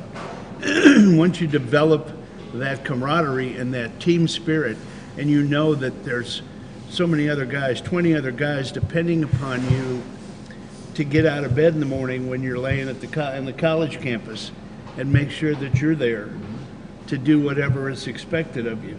I mean, it translates so well when they get out into the work environment too. You know, translate. I want to go with that, and I don't want to change the direction, but I like the playing time, the high school. I don't want to say a handful of kids, but let me just put it here. You got a handful of kids that are playing because they'd like to see the next level. And there's a dedication that has to happen. It has to happen. There's not maybe, we'll work, it has to happen if you want to see this, because I know a young man, and I know the team he was playing on, the high school team he was playing on, this is football, they worked hard, but this kid went on to Navy. He's playing at Navy. He's a center at Navy, but his first year there, you know, he's sending back dad texts like, oh my God, I've never worked like this, and I can get up, make the bed, and be standing at attention in 6 minutes. But then he shares gratitude about his high school coach and says, man, I'm glad coach did this, or I'm glad coach. So there's so many things you're doing that they're not going to understand till that day they step out on that next level. Am I going in the right direction, Coach? Absolutely, BKP. And you know, I've coached a long time, like I said, so I've seen many players that have gone on to have great families and great jobs and great careers, and have done service work and things like that. And that's probably more rewarding than anything that happens currently today. You know, seeing what happens to these guys as they move down the road and they become adults. And the thing about it is, you know, that's our job, you know, and I said this to somebody the other day, that my job first and foremost is to help educate our kids about being successful in life. That's my job first and foremost. And whether or not I can help them become great baseball players is secondary. Because at the end of the day, that's going to be on them more than it's going to be on me. Because their work ethic, their attitude, their, you know, what are they willing to do to get to that level? And talking about going to the next level and playing college, I think where we miss the boat a lot with some of our athletes is the academic part. I don't think they understand the importance of their academics to be able to go to college and play college athletics, because those college scholarships are just so few and far between for athletics. Especially in baseball. Especially in baseball. And if you have great grades and a school can bring you in and give you 25% baseball scholarship and get the other 75% because of academics, and you're a good character kid, that gives you the upper hand over somebody else. And you know, and coaches are looking for independent, hard-working kids. And when I say that, I mean, you know, independent, where they're not totally relying on their parents to fight their battles for them. Hard-working, where if they see hard work in the classroom, that translates into hard work on the field, because it's all about habits. Your habits are your habits. Right. You're not going to be lazy in school and be a go-getter on the field most of the time. At some point, you're not going to want to do what it takes to be successful athletically because of what your habits are. Yeah. Rick, let me ask you a question. Yes, Cindy coached for years, and I've talked with her about her coaching career. I've always said that coaches, and you probably tell me if Cindy would tell you this, yes, you can hit, you can throw, you can jump.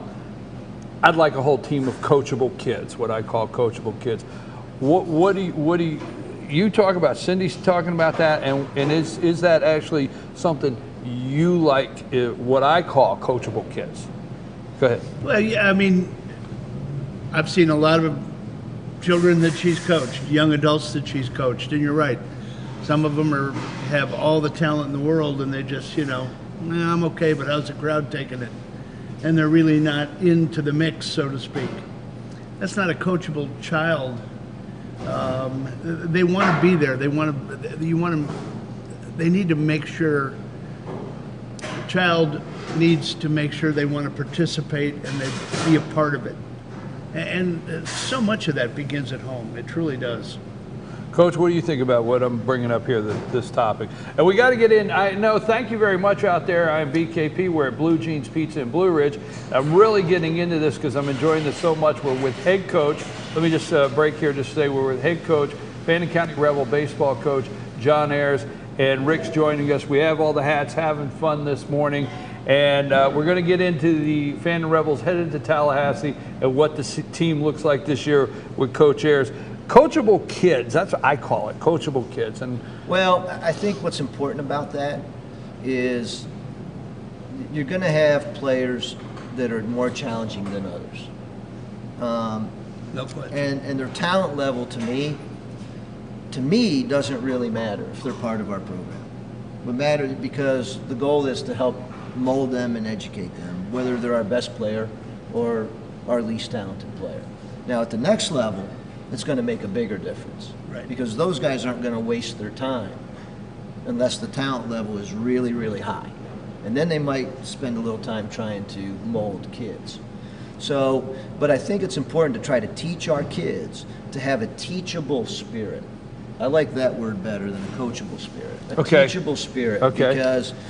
Because a teachable spirit is going to benefit them when they go to college, tech school, a career, a job, because everywhere they go, they're going to have a training, a training part of that and they're going to have to learn. And they're going to have to do it the way that boss or that instructor or that professor wants them to do it, not the way they want to do it necessarily.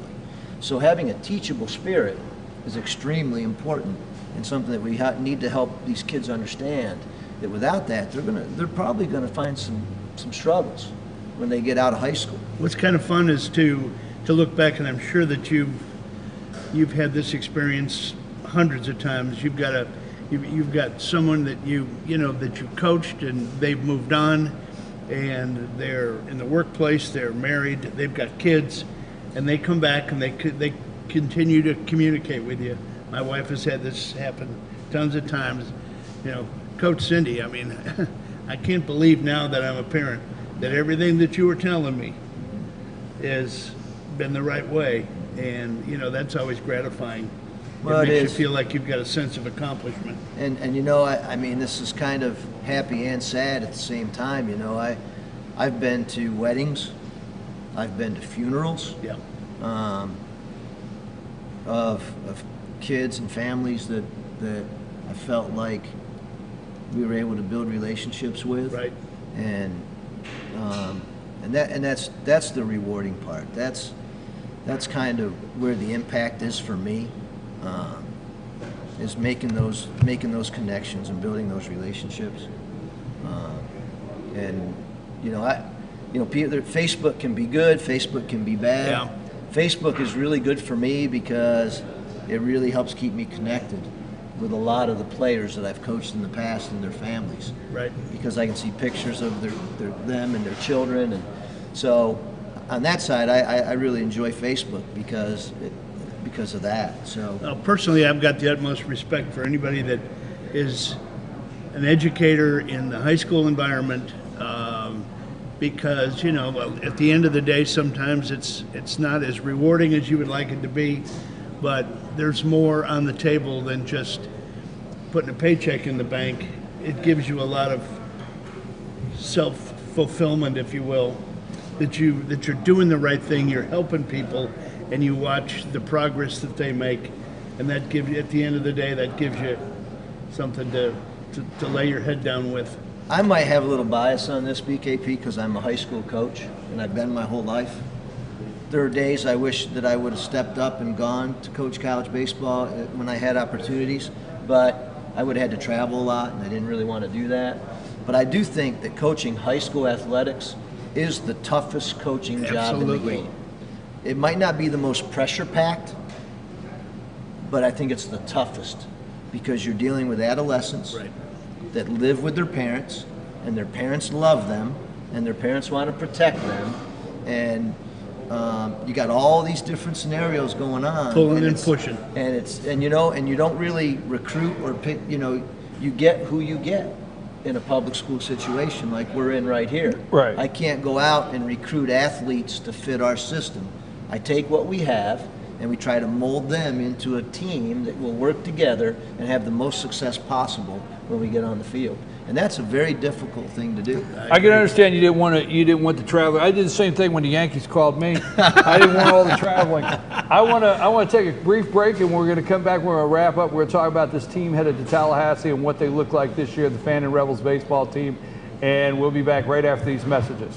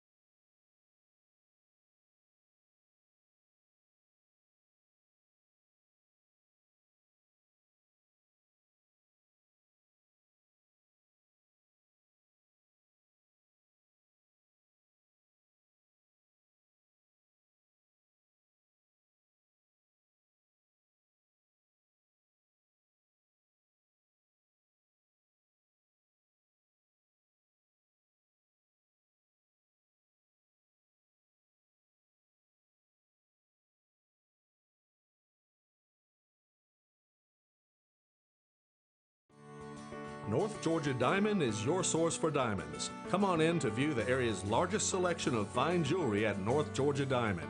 All repairs and designs are done on site by our jewelers. And North Georgia Diamond has the lowest prices on loose diamonds. You can also sell your gold, silver, and coins at North Georgia Diamond between Walmart and Lowe's in East Ellijay. Locally owned by Bill and Allison Craig, North Georgia Diamond is your source for diamonds in North Georgia.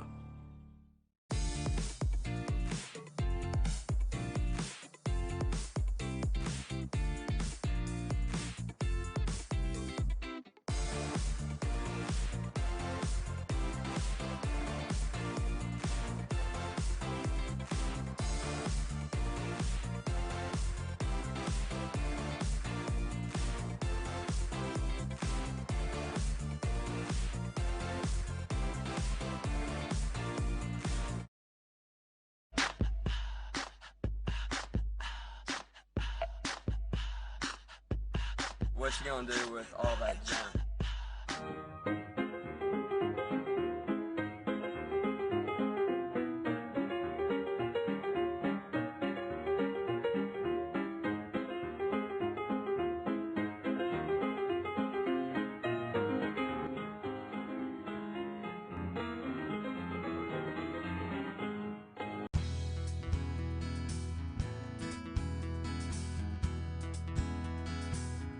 Hello, my name is Chad Watkins. I'm the manager at Larry's Body Shop.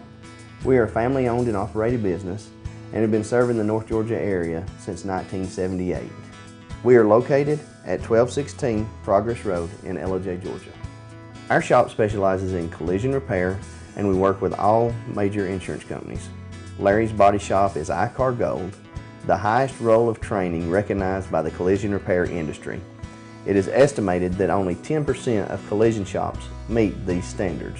Our shop consists of state-of-the-art equipment such as laser measurement system, down-drive spray booth, spot and MIG welding equipment.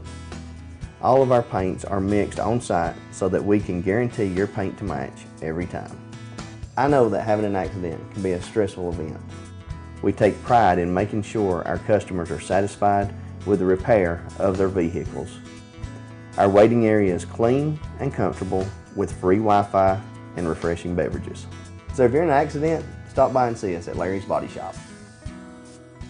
It's a new year. New you at Schottenkirk Ford Jasper. Ring in the new year with huge deals on a brand new Ford. Right now, get exceptional offers like 0% financing plus a $1,500 factory rebate on a new 2017 Ford F-150 XLT. Or get 0% financing plus a $1,000 factory rebate on a new 2017 Ford Explorer. Make your resolution a reality during the New Year, New You sales event at Schottenkirk Ford Jasper, home of the Schottenkirk Customer Guarantee. Visit us online at SchottenkirkFordJasper.com. Circuit World, brand name merchandise at unbelievably low prices. Furniture, appliances, and electronics. Circuit World is locally owned and operated, serving the tri-state area. Circuit World has highly trained professionals to help. Visit your hometown Circuit World today. 3 locations in Georgia: Ellijay, Blue Ridge, and Blairsville, Franklin, and Murphy, North Carolina. No credit checks, so let Circuit World deliver to you today.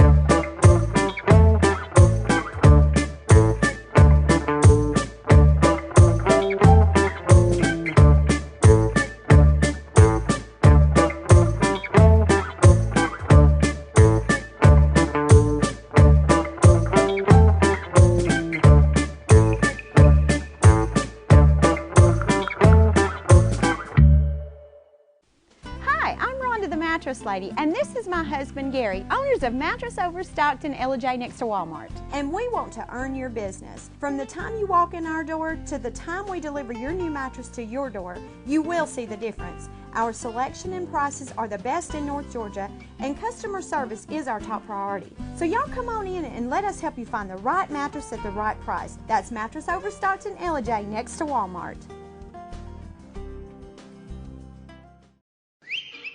El Rey and Ellijay.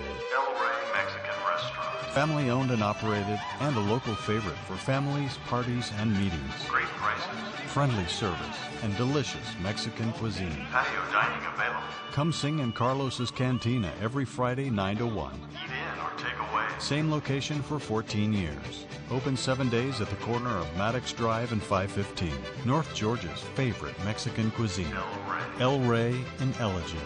Better days ahead. This is the big one. The 20% off MSRP model year end clearance at Days Chevrolet in Jasper. With huge savings over $3,600 off the redesigned Malibu. Now just $20,400. Save over $8,600 off Silverado Crew Cab LT. Now just $33,500. 20% off new Chevys. Right here, right now. At Days Chevrolet in Jasper. Better days ahead. Days Chevrolet. Find new roads.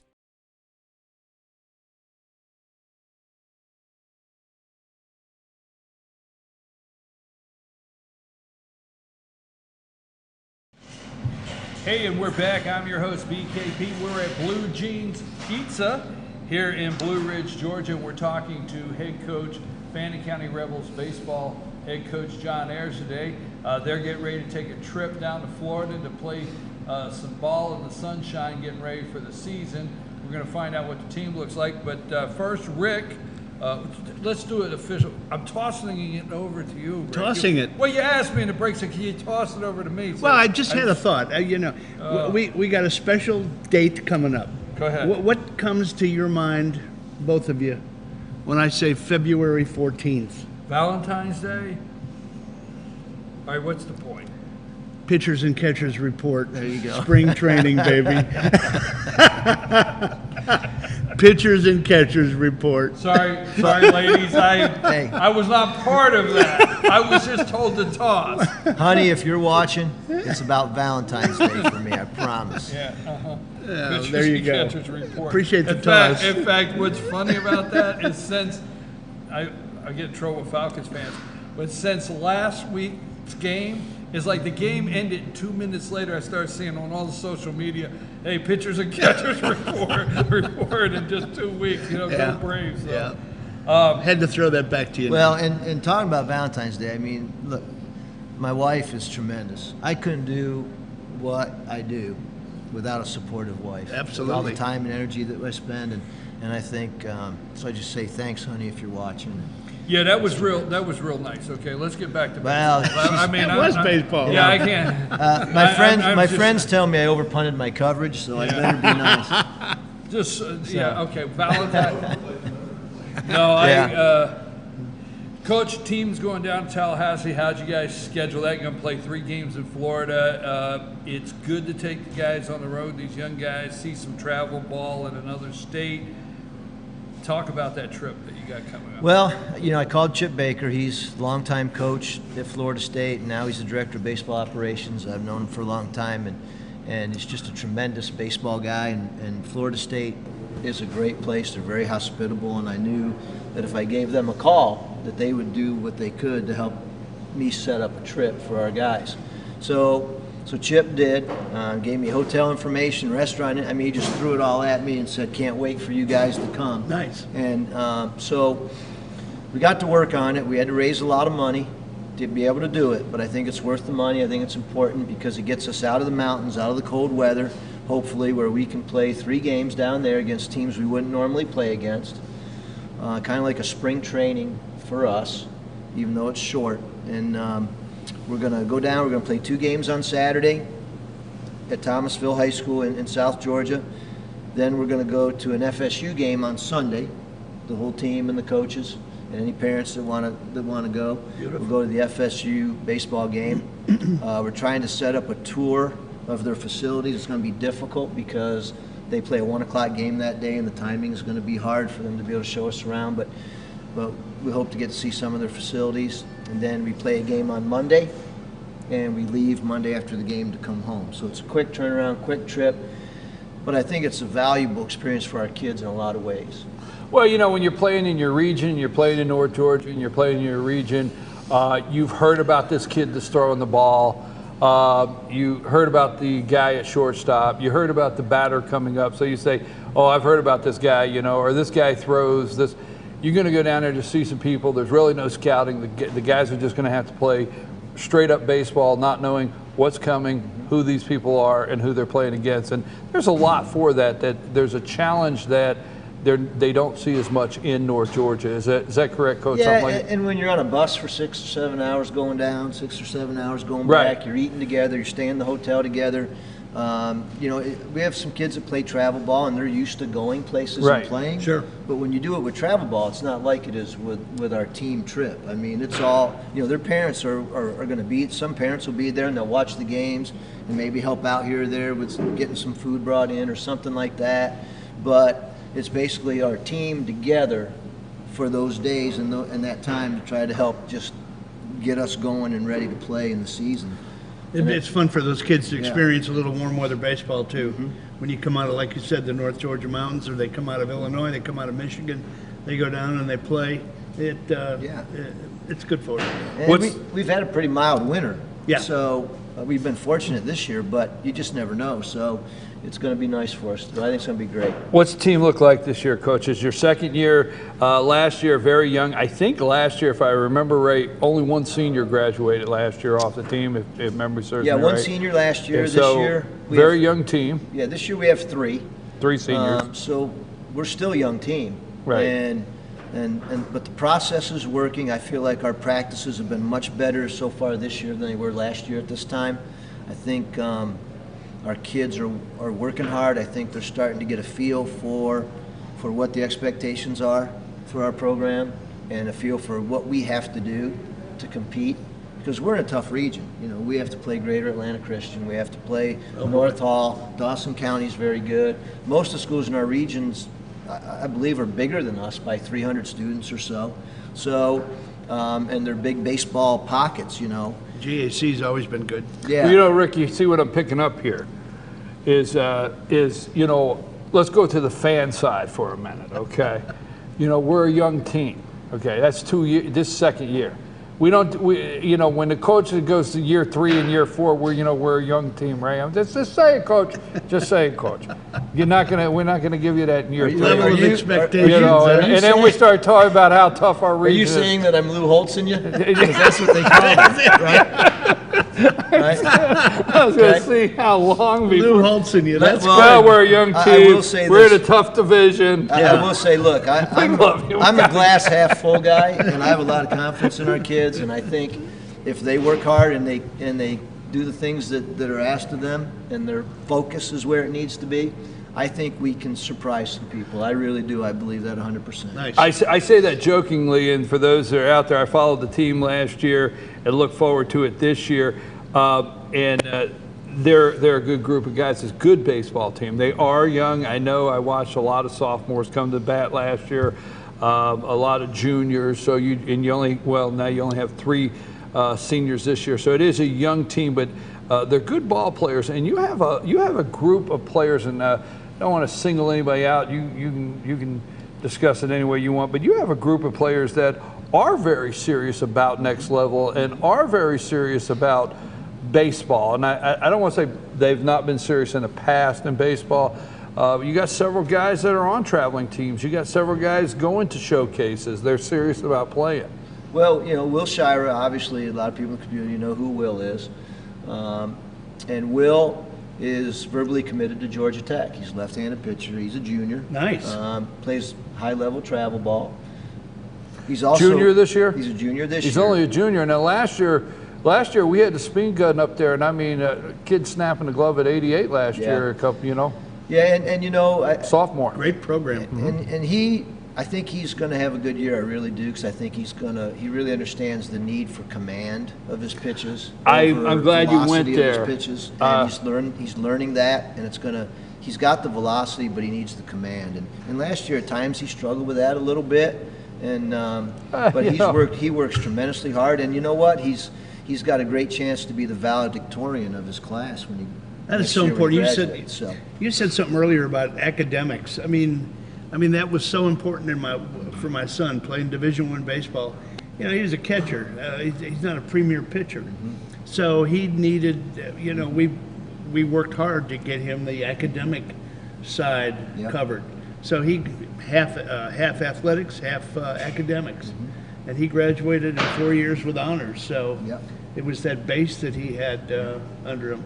And we have a couple sophomores that, we've got several kids that are really trying hard and working hard to try to play at the next level. Hunter Gray is a sophomore. Absolutely. He started for us as a ninth grader last year. Played shortstop, and really, I don't know that he ever played shortstop before, but we needed somebody to fill a hole there, and he did a tremendous job doing that for us, being a team player and filling that hole.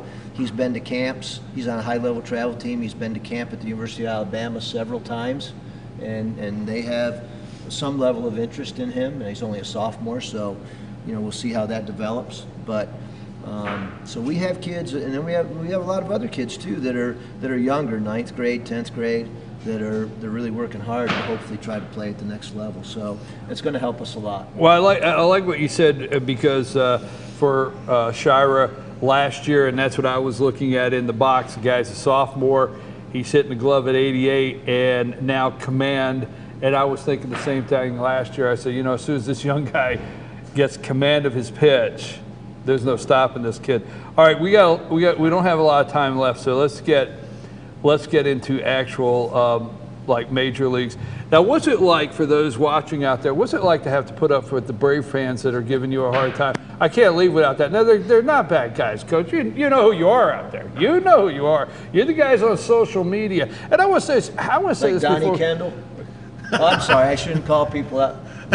Like Donnie? Let's just do it. Donnie Kendall. We love David Donnie. Gray. Yeah. Oh, yeah. Go keep going, Coach. Don't stop. There's more. I mean, we got to put up with them. Kevin Cochran, who works at the school. But here's the thing. I want to say that. Go ahead, sir. Here's what people, and I tell them this, and the Braves have always been my favorite team in the National League. I actually worked for the Braves for a few years as an associate scout. So I'm not a Brave hater. I like the Braves. And the reason I like the Braves is because when we moved to Florida from New York, the only team I could get on TV was the Braves. It wasn't like today where you can get the package and you get everybody. And then I used to drive. I remember driving up and down 75, and there were times you go to a Braves game and walk in and sit right behind the dugout because nobody was there. You know those days, right? We don't want to mention those days to some of the Braves fans. That's right. I'm somewhat of a Braves fan, to be honest with you. I know that breaks your heart, but yeah, I didn't know you were going that direction, Coach. Or I'd have pulled you back a lot sooner than the Yankees. But it is National League Baseball. It is National League Baseball. The Yankees are always number one in my heart. We understand that, Ray. It's National League. And Derek Jeter, just he's the guy. Derek Jeter. I don't know if they ever come any better than Derek Jeter. They retire his number this year. I sent my brother a message because he goes to Yankee Stadium all the time, and I sent him a message because the business that he is in, he gets companies give him tickets all the time. So I said to him, get me some Jeter retirement day tickets, and I'll come up. Are you inviting me? No. Well, I got back from him. He said, "Are you crazy? You'll never touch those," because a lot of the companies that get these tickets, right? They'll give them to you all the time, but on those occasions, they keep them themselves. That's the time they go to the game. I have friends that I can call and get tickets for Yankee games, but I don't think I can. I'm not even going to ask them. Well, that's what my brother said. Are you crazy? Coach, I want to say before we leave this, I want to tell you how much fun I had during College World Series. There was 4 or 5 of us guys that were there was a rip in the third down the third base line for a double. A lot of us were almost like we were watching those games together, many of them, and talking about. I want to tell you how much fun I had with Donnie, and those are good guys. We're giving them a hard time, but a lot of fun. We had a good time with College World Series. Rick, most memorable baseball game you attended personally before we close? The most memorable? Now I know he just went to the World Series. Yeah, is that it? My son taking me to the World Series. So that still chokes me up. Chokes him up. It does. Huh? It does. And you? Probably, there's a couple of them. One was Old Timers Day at Yankee Stadium when I was a kid, and it was, I believe it was the last Old Timers Day that Mickey Mantle and Billy Martin showed up. Oh boy. And I remember waiting for Mickey Mantle to come out of the dugout. And he was like the last one, and it took him forever, and you weren't even sure if he was going to come out. Coach, is that the year that Casey Stengel was the honorary coach and he came out in the chariot? I don't think so. I don't remember, to be honest. Because I was there. I was there an old timer game where DiMaggio, Mantle, Roy White. I forget all the guys that were there. I didn't mean to interrupt you, but and I was thinking we might have been at the same. We might have. And then the other time was, I forget what birthday it was, but we all went to Yankee Stadium for my birthday. And it sounds a little cheesy maybe, but my name was up on the on the scoreboard with a bunch of other people's names, because I wasn't the only one celebrating my birthday there that day. But back then, they would bring a cake, a full cake, to your seat. So they did, and they brought a cake, they had candles lit, and I was there with my Where'd the cake come from? It didn't come from Carvel, though. You know, that was ice cream cake. Remember the old Carvel? Yeah. So, I mean, that was a great memory with my dad and my grandpa and my uncles. So. What about you? Well, I don't want to go. I'm going to go from my greatest memory to my worst memory at the same time. Yankees playing Game 1 World Series, Yankee Stadium, and I have tickets. My son, my brother-in-law, my nephew, we have tickets. My brother Jerry, we all have tickets. We're at Yankee Stadium, and we're going to the World Series. Who are they playing? They're playing the Braves. Okay. So in the very first game, Game 1 at Yankee Stadium, it pours the rain on us. That's number one. Number two, the Braves beat us like a drum 14-1. I think if you look it up, it's like 14-1. And we walked out of there as Yankee fans, an hour and a half drive home, like soaking wet to the car. Like, oh man, what just happened? The Braves. So then turn around, Braves fans, the Yankees ended up winning that World Series. A Pyrrhic victory. They won the war. What team, we got to go, we got 2 minutes. What team do you dislike the most and why? Seriously, I mean, why? They might have done something to your team. So, what team do you dislike the most? In the major leagues? Yeah, we're talking baseball. Let me be clear on this, okay? I have a reason for mine. I don't like the Red Sox, but I respect the Red Sox. Okay. Okay. You know, you get a lot of this chatter back and forth. Well, your team's awful. Your team, you know, blah blah blah. And you know what? No, they're not awful. The Red Sox, you know, are great. They really are, and I respect them, but I don't like them.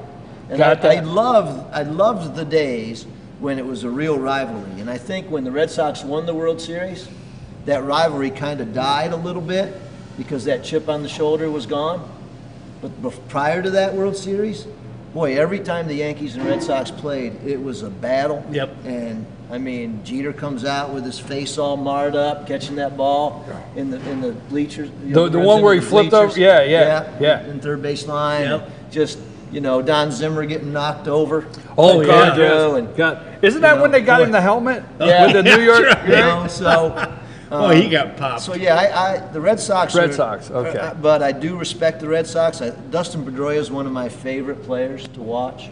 Well, I said dislike because I don't want to go. Hey, you, Chicago. St. Louis Cardinals. What do you think? They didn't take you had that. Boom. You had that wound up. I did. I was ready to go. Why the Cardinals? I mean, they've always been the Cubs' nemesis. You know, and they're winners. I respect the fact that they're winners. I mean, they got so many titles, it's unbelievable. Well, what I enjoy the most before we close is we're talking about teams that, we dislike because it's a challenge. We want to win. We want to win. Yeah. We have that feeling, hey, we want to be winners. But we're all saying we respect the athlete. And I do. I love that. And I feel the same way with mine. I respect them because it may have been one of the best teams assembled and put on the field in some baseball history. But I very much dislike the Big Red Machine. I do not like the Cincinnati Reds. They swept the Yankees in 4 straight games. It ticked me off so bad, and I've never forgotten it. So you're bitter? Yes. Okay. You're talking about Johnny Bench, Pete Yeah, exactly. So the Big Red Machine has always been my dislike the year they swept the Yankees 4 games. Pete Rose in the Hall of Fame, yes or no? Yes. Pete Rose in the Hall of Fame, yes or no? Yes. It's hard Yes. for me to say that, but yes. Yes, absolutely. You think we were the 9th district here, 3-0? Yeah, exactly. Before you close out, I just want to say thank you. You're welcome. I appreciate the opportunity to come in, talk about our kids, talk about our program, talk about our school. We appreciate what you do for the I've community. really enjoyed this tremendously. Thank you Any so way much. we could support the team, and Rick and I are looking forward to creative announcing. We're going to call Just a bit outside. Give him the heater, Ricky. All right. Hey, just be careful you don't root for Gilmer when you're announcing our games. You know, you got in trouble for that last year, I heard. No controversy, Coach. Okay. No controversy. We're out of here. It's time for the Katy Sissine Show. Stay with us. Katy Sissine Show, top new show in North Georgia. You don't want to miss this. And tomorrow night at 6 to 10, the Republican Party state GOP debate. We will have that on FYN TV. Our guest has been John Ayres, head baseball coach of Fannin County Rebels, and Rick. It's just Rick. It's the guy that shows up at the party, Rick. Okay, always dear friend. Our all-star panel will be back here at Blue Jeans Pizza next Friday at 8 a.m. Got to go. Lonnie's giving me the hook. John, good to be with you.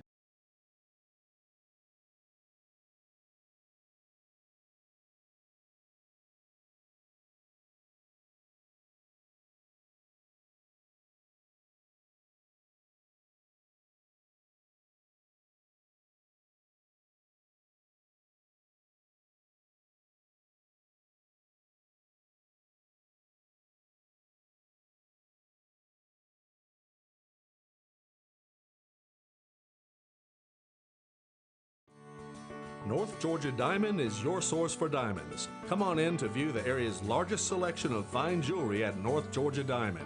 All repairs and designs are done on site by our jewelers. And North Georgia Diamond has the lowest prices on loose diamonds. You can also sell your gold, silver, and coins at North Georgia Diamond between Walmart and Lowe's in East LJ. Locally owned by Bill and Allison Craig, North Georgia Diamond is your source for diamonds in North Georgia.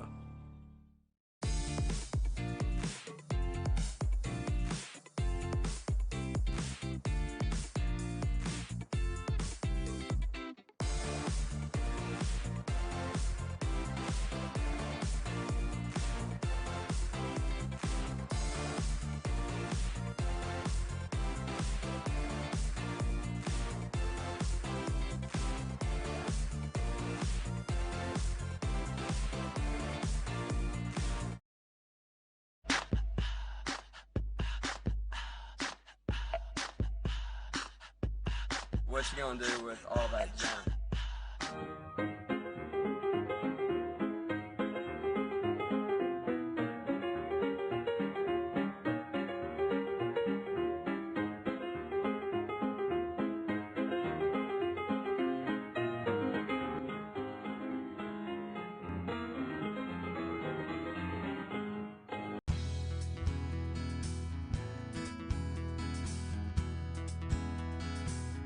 Hello, my name is Chad Watkins. I'm the manager at Larry's Body Shop. We are a family-owned and operated business and have been serving the North Georgia area since 1978. We are located at 1216 Progress Road in LJ, Georgia. Our shop specializes in collision repair and we work with all major insurance companies. Larry's Body Shop is ICAR Gold, the highest role of training recognized by the collision repair industry. It is estimated that only 10% of collision shops meet these standards. Our shop consists of state-of-the-art equipment such as laser measurement system, down-drive spray booth, spot and MIG welding equipment. All of our paints are mixed on site so that we can guarantee your paint to match every time. I know that having an accident can be a stressful event. We take pride in making sure our customers are satisfied with the repair of their vehicles. Our waiting area is clean and comfortable with free Wi-Fi and refreshing beverages. So if you're in an accident, stop by and see us at Larry's Body Shop. It's a new year, new you at Schottenkirk Ford Jasper. Ring in the new year with huge deals on a brand new Ford. Right now, get exceptional offers like 0% financing plus a $1,500 factory rebate on a new 2017 Ford F-150 XLT. Or get 0% financing plus a $1,000 factory rebate on a new 2017 Ford Explorer. Make your resolution a reality during the New Year, New You sales event at Schottenkirk Ford Jasper, home of the Schottenkirk Customer Guarantee. Visit us online at SchottenkirkFordJasper.com. Circuit World, brand name merchandise at unbelievably low prices. Furniture, appliances, and electronics. Circuit World is locally owned and operated, serving the tri-state area. Circuit World has highly trained professionals to help. Visit your hometown Circuit World today. 3 locations in Georgia: Ellijay, Blue Ridge, and Blairsville, Franklin, and Murphy, North Carolina. No credit checks, so let Circuit World deliver to you today.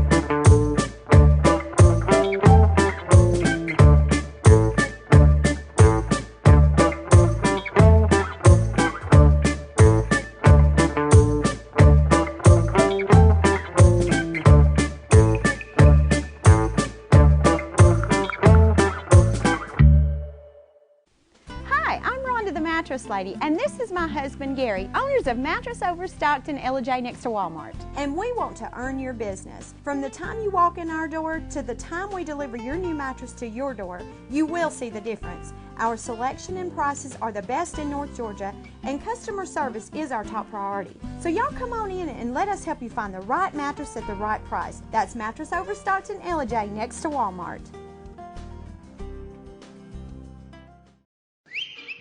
El Rey in Ellijay.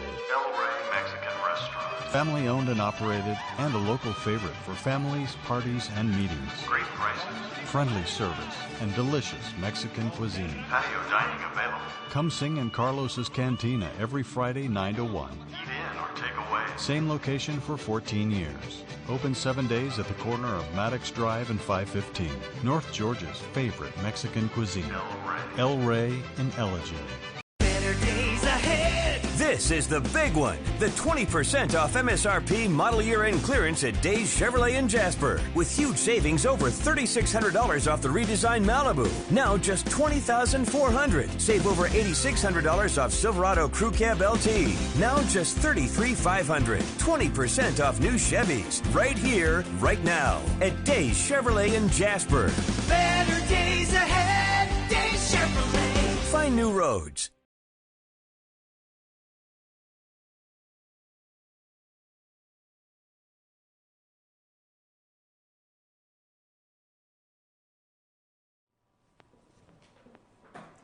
Hello, thank you for tuning in to the Katy Sissine Show. I'm Katy Sissine, as always, addressing the indoctrination of the nation. Now, it's been a great week. We've had some very productive conversation and debate. We've got another caller on the line right now, just awaiting the madness to talk about the Berkeley protest. I don't know what his viewpoints are on this. I really am curious to know, but anyway, let me give a quick review of the week and what we're about to discuss here at hand. We discussed cabinet approvals, White House keeping news and updates. We discussed new executive orders put forth, especially the new immigration order that sparked many protests and debate. And we also discussed the rates of terrorism and how they are increasing globally, and global attacks are increasing globally and also in the West. And we are going to get on to talking about what actually happened. We've explained to Milo, if you didn't tune in for the last episode, on the last episode we explained to Breitbart editor, right-wing commentator, Milo Yiannopoulos is. And Milo Yiannopoulos, he was to be the speaker to speak about cultural appropriation at the UC Berkeley campus last week. Now, obviously, as we all know, violent protests erupted. And before I get the speaker on the line, I want to go over exactly what happened at those protests, because it was a lot of crazy stuff. A man pepper sprayed a girl for being a Trump supporter while she was being interviewed. Another person was also attacked while being interviewed. Someone was recorded being beaten on the street. They stopped traffic and harassed drivers. They burned the flag, maybe several. And when I'm saying they, I'm not saying one group. It could have been protesters of the left. It could have been people on the right who were being a little troublesome also. It could have been, all the black bloc. But from what the footage shows, it was a mix of everyone, and they looked like they were against Milo. Now, I did see Trump supporters in the mix, but the only two that I saw up close and personal were the ones giving interviews, and that's the only time I saw the Trump supporters up close and personal anyway. So they also burned the flag, and they actually stopped the speaker, Milo, from being able to speak with this fire they started. And that fire is where they burned a flag. As far as I know, only one, but maybe more, which is disgraceful to the nation for those of us who believe in our nation and that we should stick together. United we stand, divided we fall. And so they did that, and then the whole crowd started to cheer. And this wasn't just the black bloc, because the black bloc wears all black. You can see that all the protesters were there cheering, or a lot of them were there cheering and taking pictures of the fire like it was some kind of amazing spectacle. And what it was, well, dare I say it? I just won't say the word, but we all know what it was. They broke windows, of course. They pushed down a light pole and started a fire. And that's what I just explained, where they burned the flag. They even destructed a Starbucks, so they all had to make their own coffee at home the next morning. Oh, what a bummer. They broke into banks, and the list goes on. They caused $100,000 worth of damage. Now, I would like to bring my caller on the line. Hello. Hello, how are you doing today? Good, and you? I'm doing well. So, what do you think about the protests that went on, Jesus? How do you feel about that? Do you feel like it was that the destruction is justified? The $100,000 of destruction was justified? Do you feel that, I don't know if you know this, but no arrests were made, and there were, there was vandalizing going on, and there were illegal things going on, and no one was really punished. I heard there was only one arrest. What do you think about that? What do you think about the protests in general? Okay, well, before we get onto the debate, I'm going to bring two key points that I feel like we both will agree on, which it might sound surprising to you, coming, me being a pretty, hard-on liberal, and it seems like you're very conservative nowadays. I am more so conservative. Okay, nowadays, very funny. If you've been listening to my show from the beginning, you know that I've been a conservative for most of my life. Anywho, I'm going to bring 2 points that I think you will agree on, regardless of your political beliefs. Number one, it seems like this guy is a political troll. He's actually been banned for life from Twitter for saying just outrageous claims, which are not even borderline, but very outright racist. Now, I'm pretty sure we can both agree on that. I mean, it was a ballsy move to just go to an extremely liberal campus, having said very hurtful things about minorities and about a lot of the population of the United States. The second point that I think we will both agree on is that in no way, shape, or fashion do I approve of riots. This is actually against everything that progressives stand for, and violence is in no way justified. I think this is actually horrible. Peaceful protest should be the only way to get a point across, and to be hand in hand with the police and not cause them trouble nor cause damages to the communities. So I think all that happened was actually pretty horrible. However, I must say that the media misportrayed what actually happened. What actually happened was Berkeley students were having a very peaceful protest on campus for many hours, long before this unidentified group wearing all black and black masks came to the peaceful protest and started damaging the campus and breaking property, which I am 110% against. I do not condemn of any of that. And You're talking about the Black Bloc. That group has not been identified. So They have been identified as the Black Bloc by the university. The university declared it. They have not been. The university declared it. The university released a statement. Whichever group it is that caused all this violence and damage to the campus has actually hurt the cause, and it only gives the conservatives even more of a reason to oppose liberal causes. So whoever that is actually did not have the best interests of liberals in mind, and I actually hate that happened. Well, what it became was let's just say it was anti-Milo, because we don't know if it was anti-Trump. We don't know if it was, go Hillary, or it wasn't any of that. What it was anti this guy. It was anti-Milo. And yes, we do agree on the fact that protests should not be violent. But what I got to point out to you is some facts here. So we were talking about the blame. Now, we were saying that it was, they were blaming an unidentified group. Now, the university publicly blamed the chaos on the Black Bloc. No. What I think let me talk. This guy was looking for trouble. On the Black Bloc, a group associated with anarchy.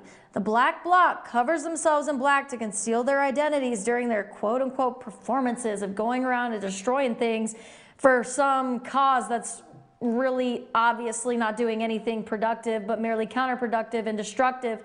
So the reason that I know that the Black Bloc wasn't to fully blame for this, for the violence in this protest at Berkeley, was because when the fire was burning, after things got violent and after this group showed up, everybody stayed and everybody watched the fire burn and everybody cheered, at least the people who were in that crowd. And I can tell you for a fact that people were in that crowd. Can you hear me? Were you there? I watched it. It was on CNN. Were you there, though?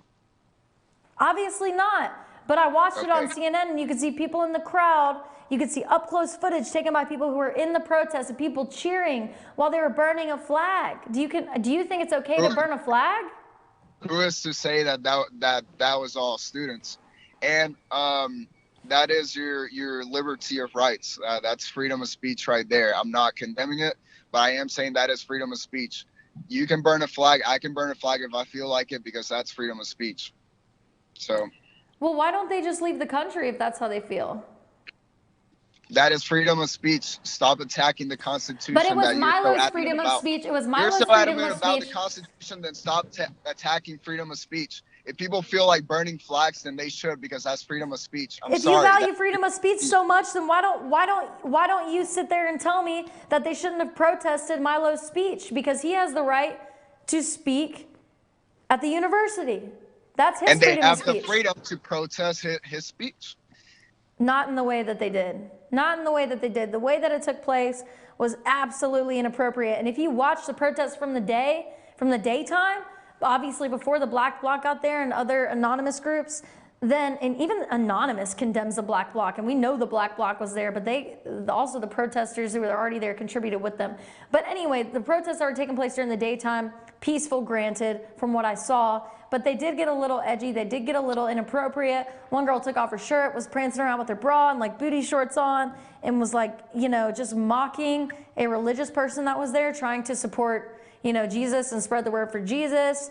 Which is obviously associated with being a conservative, as we know, religious beliefs, maintaining the Constitution, that this is a nation under God, maintaining traditions and values. That is a religious thing. And we had... That's funny. That's actually funny that you say that. So, being openly What's funny about it? Being openly religious is all good and dandy until it's a Muslim, right? then we Oh, got. no, I never said that. No, unless you're part of a terrorist organization and you're telling me that if you don't become a Muslim, I'm going to shoot you in the head. That's where they cross the line, Jesus, and that's what they're doing. I mean, very few hours ago, you were for a Muslim ban, and now you're talking about, being open arms to any type of religion. I mean, this is the same president that's persecuting a specific religious group. I don't condemn Muslims. I condemn letting them enter the whole... country during a religious war without proper vetting. Anyway, we're out of time. I got to let you go, Jesus. I hope you listen in and listen to the facts. Thank you. Bye.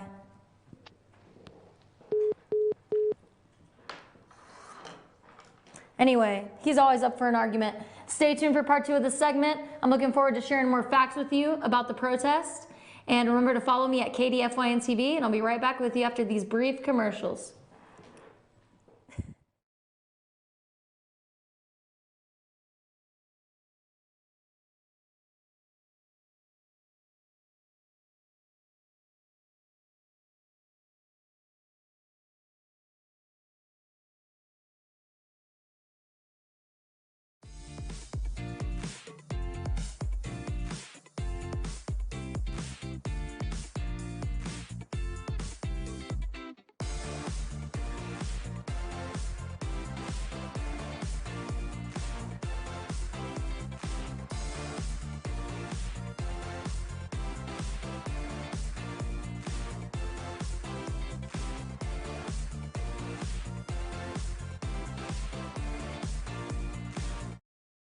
It's a new year. New you at Schottenkirk Ford Jasper. Ring in the new year with huge deals on a brand new Ford. Right now, get exceptional offers like 0% financing plus a $1,500 factory rebate on a new 2017 Ford F-150 XLT. Or get 0% financing plus a $1,000 factory rebate on a new 2017 Ford Explorer. Make your resolution a reality during the New Year, New You sales event at Schottenkirk Ford Jasper, home of the Schottenkirk Customer Guarantee. Visit us online at SchottenkirkFordJasper.com.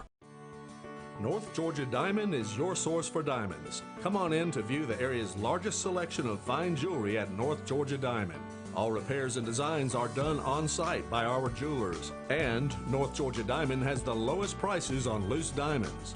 You can also sell your gold, silver, and coins at North Georgia Diamond between Walmart and Lowe's in East Ellijay. Locally owned by Bill and Allison Craig, North Georgia Diamond is your source for diamonds in North Georgia. El Rey in Ellijay. El Rey Mexican Restaurant. Family owned and operated and a local favorite for families, parties, and meetings. Great prices. Friendly service and delicious Mexican cuisine. Patio dining available. Come sing in Carlos's Cantina every Friday 9 to 1. Eat in or take away. Same location for 14 years. Open 7 days at the corner of Maddox Drive and 515. North Georgia's favorite Mexican cuisine.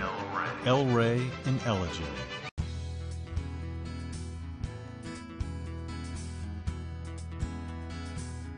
Hello, my name is Chad Watkins. I'm the manager at Larry's Body Shop.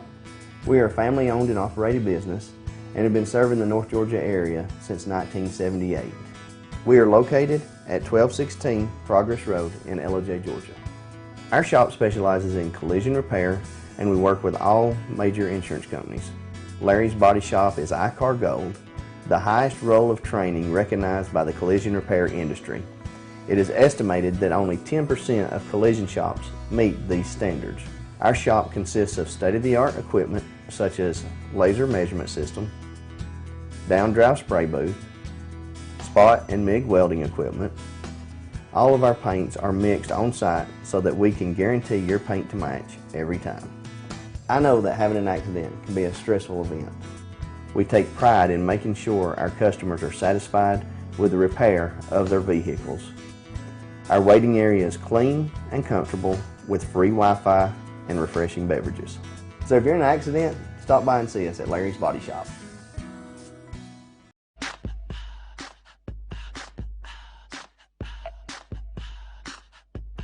What you gonna do with all that junk?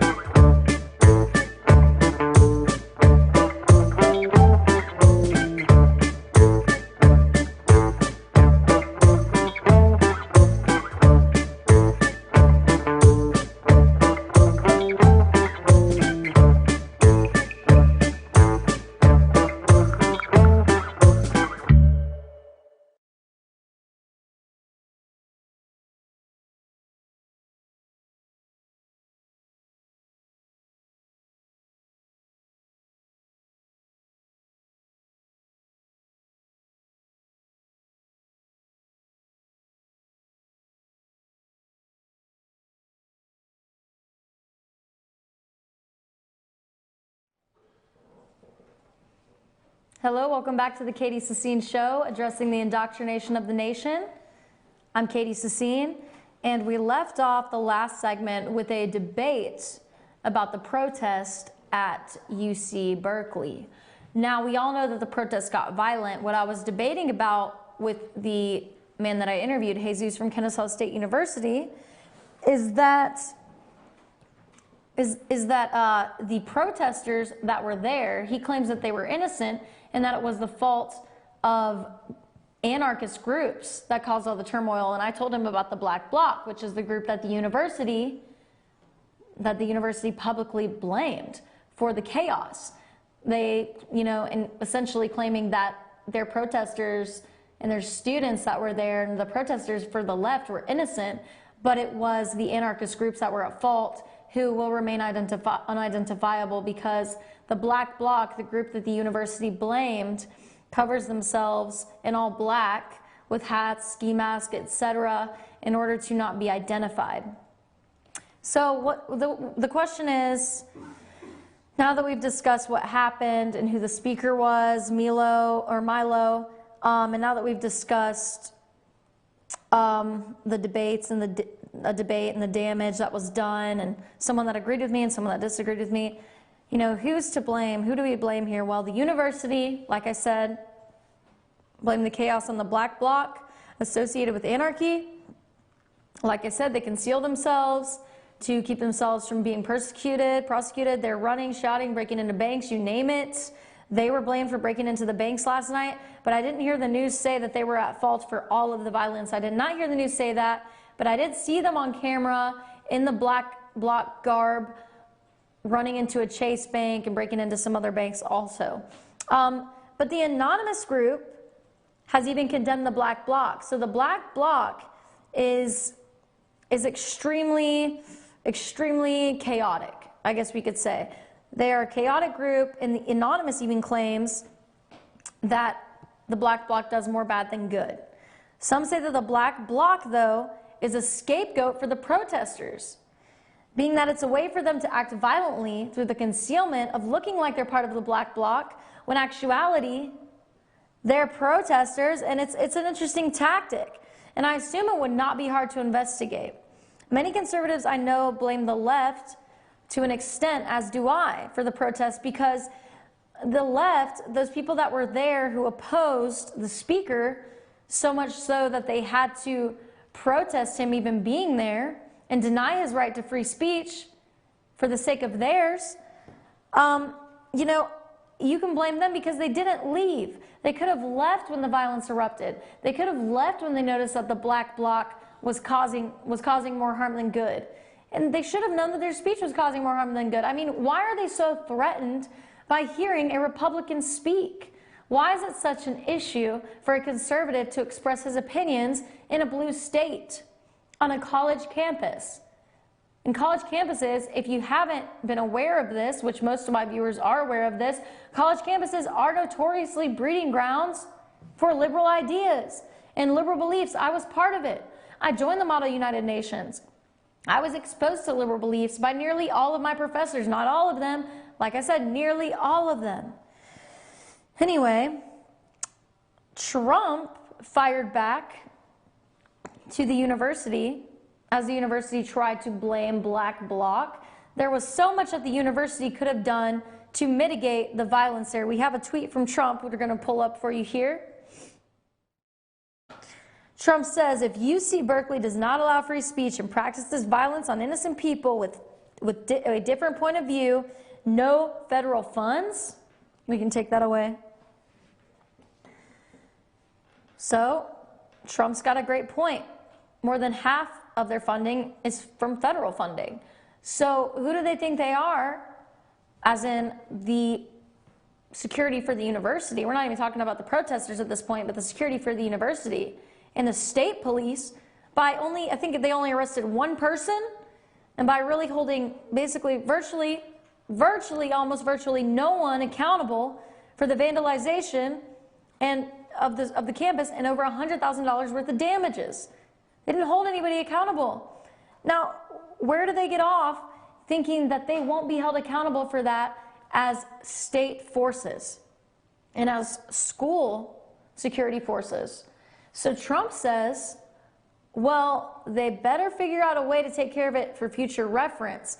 And he even started to wonder if they should receive their federal funds, as they do not respect the federal administration enough to respect the first constitutional right, which is the freedom of expression. So like I said, placing the blame, it would be easy to figure out the connections between who is involved, to see if there are people who are disguising themselves as being part of the black bloc, who are really just college students in order to get away with stuff. We could find out the ties easily. And how do we do that? Tracking them. We'll track their communications between people from the Berkeley protests. Step one. These are my own steps. It's easy to figure out. One, we track communications between people from Berkeley protests. Two, we identify select members from all party there, the left, the right, the black bloc, etc. Then three, we investigate select members and study the connection with the black bloc and other anarchist groups that may have been there.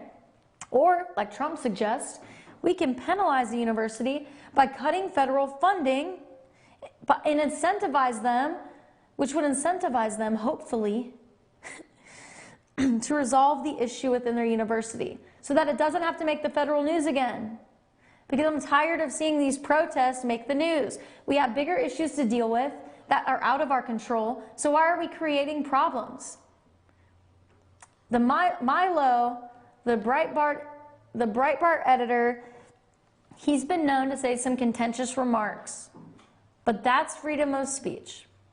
He's not acting violently against anyone. He's not causing anyone harm. He's simply stating his beliefs. And let me tell you, he is a very intelligent man. He knows what it's like to be discriminated against. He's a homosexual male. He's from the UK, so he's a foreigner in the US, so he's been discriminated against as a foreigner in the US. He's been discriminated against as being a homosexual male, and he claims himself as a libertarian, so he's very far right. And he knows what being oppressed feels like. He really does. And he even expressed that in England, they don't have a First Amendment to protect their freedom of expression. So if you say something and the government decides it's offensive, and we're not talking if you burn down stuff and damage stuff, because of course that's going to be, you're going to be held accountable for that. But even if you say something, you know, who knows what could happen depending on the administration. But here in America, in this great country, thank goodness we have that First Amendment, because it is amazing.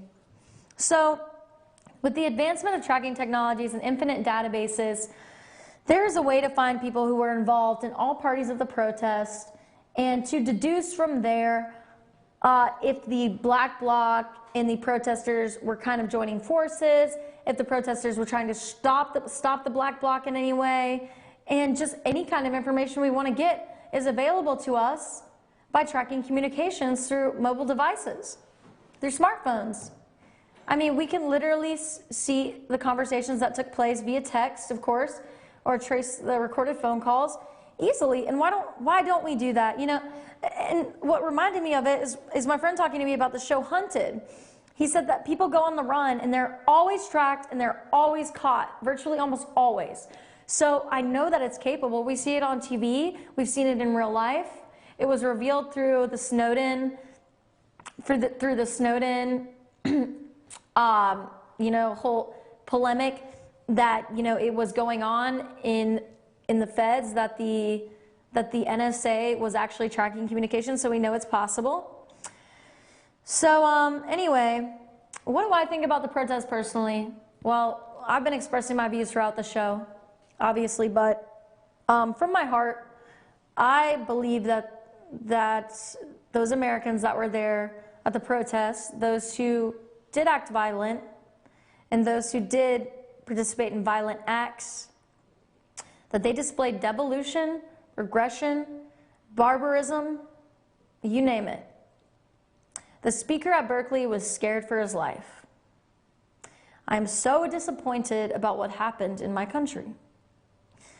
Compromise, cooperation, and hard work will bring us peace and a more prosperous nation, not violence. Now, I don't know what it takes for someone to realize, oh, things are getting out of hand, I need to leave. But obviously, that wasn't made apparent or that didn't come to the minds of all the students who remained at the protest when things got violent at Berkeley last week. Let's go over a few tweets because we've recently had some terrorist attacks increase. As I was stating, attacks are increasing throughout the world globally, even in the West. We had the Louvre terrorist attack last week, and we had the Quebec attack. The French Prime Minister speaks on the Louvre attack. And French Prime Minister is Bernard Cazeneuve. I'm not saying his name in French, but you know. Anyway, so he says that the machete attack at the Louvre was clearly a terrorist attack. The assailant that was shot by a soldier shouted Allahu Akbar, which is an Islamic phrase meaning Allah is great. So evidently it was done in the name of Allah. It was done in the name of God. Well, at least from the Muslim perspective of what they believe that God is.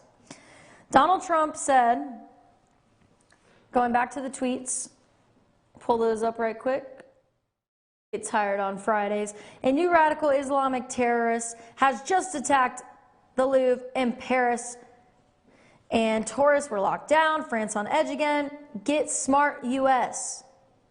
I've been talking for at least a year now since the former Paris attacks, where there were several hostages. I can't remember how many, 60 some, and that was terrible. And I've been talking since then, I know, about how we need to step up our military game and about how we need to step up our hard power and stop always going with these diplomatic addresses saying that we're going to do something when we actually don't. It's time to take some action, and that's what Trump wants to do. Get smart, U.S. And then Francois Hollande, I do know enough French to know what he's saying here. He says he salutes the courage and determination shown by the military this afternoon at the Louvre, and this was on the day of the attack.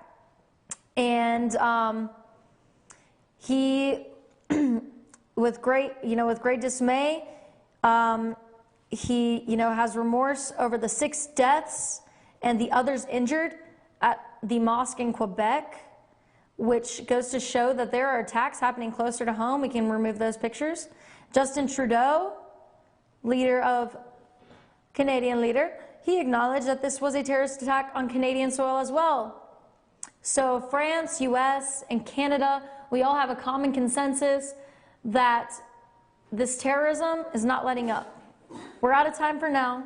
I hope you all have enjoyed the week and enjoyed discussing the issues, and that you have learned and that you're encouraged to research and be independent political thinkers. I want to thank you for tuning in to the Katy Sissine Show, and I look very much forward to seeing you next week. Remember to follow me at Katy FYN TV.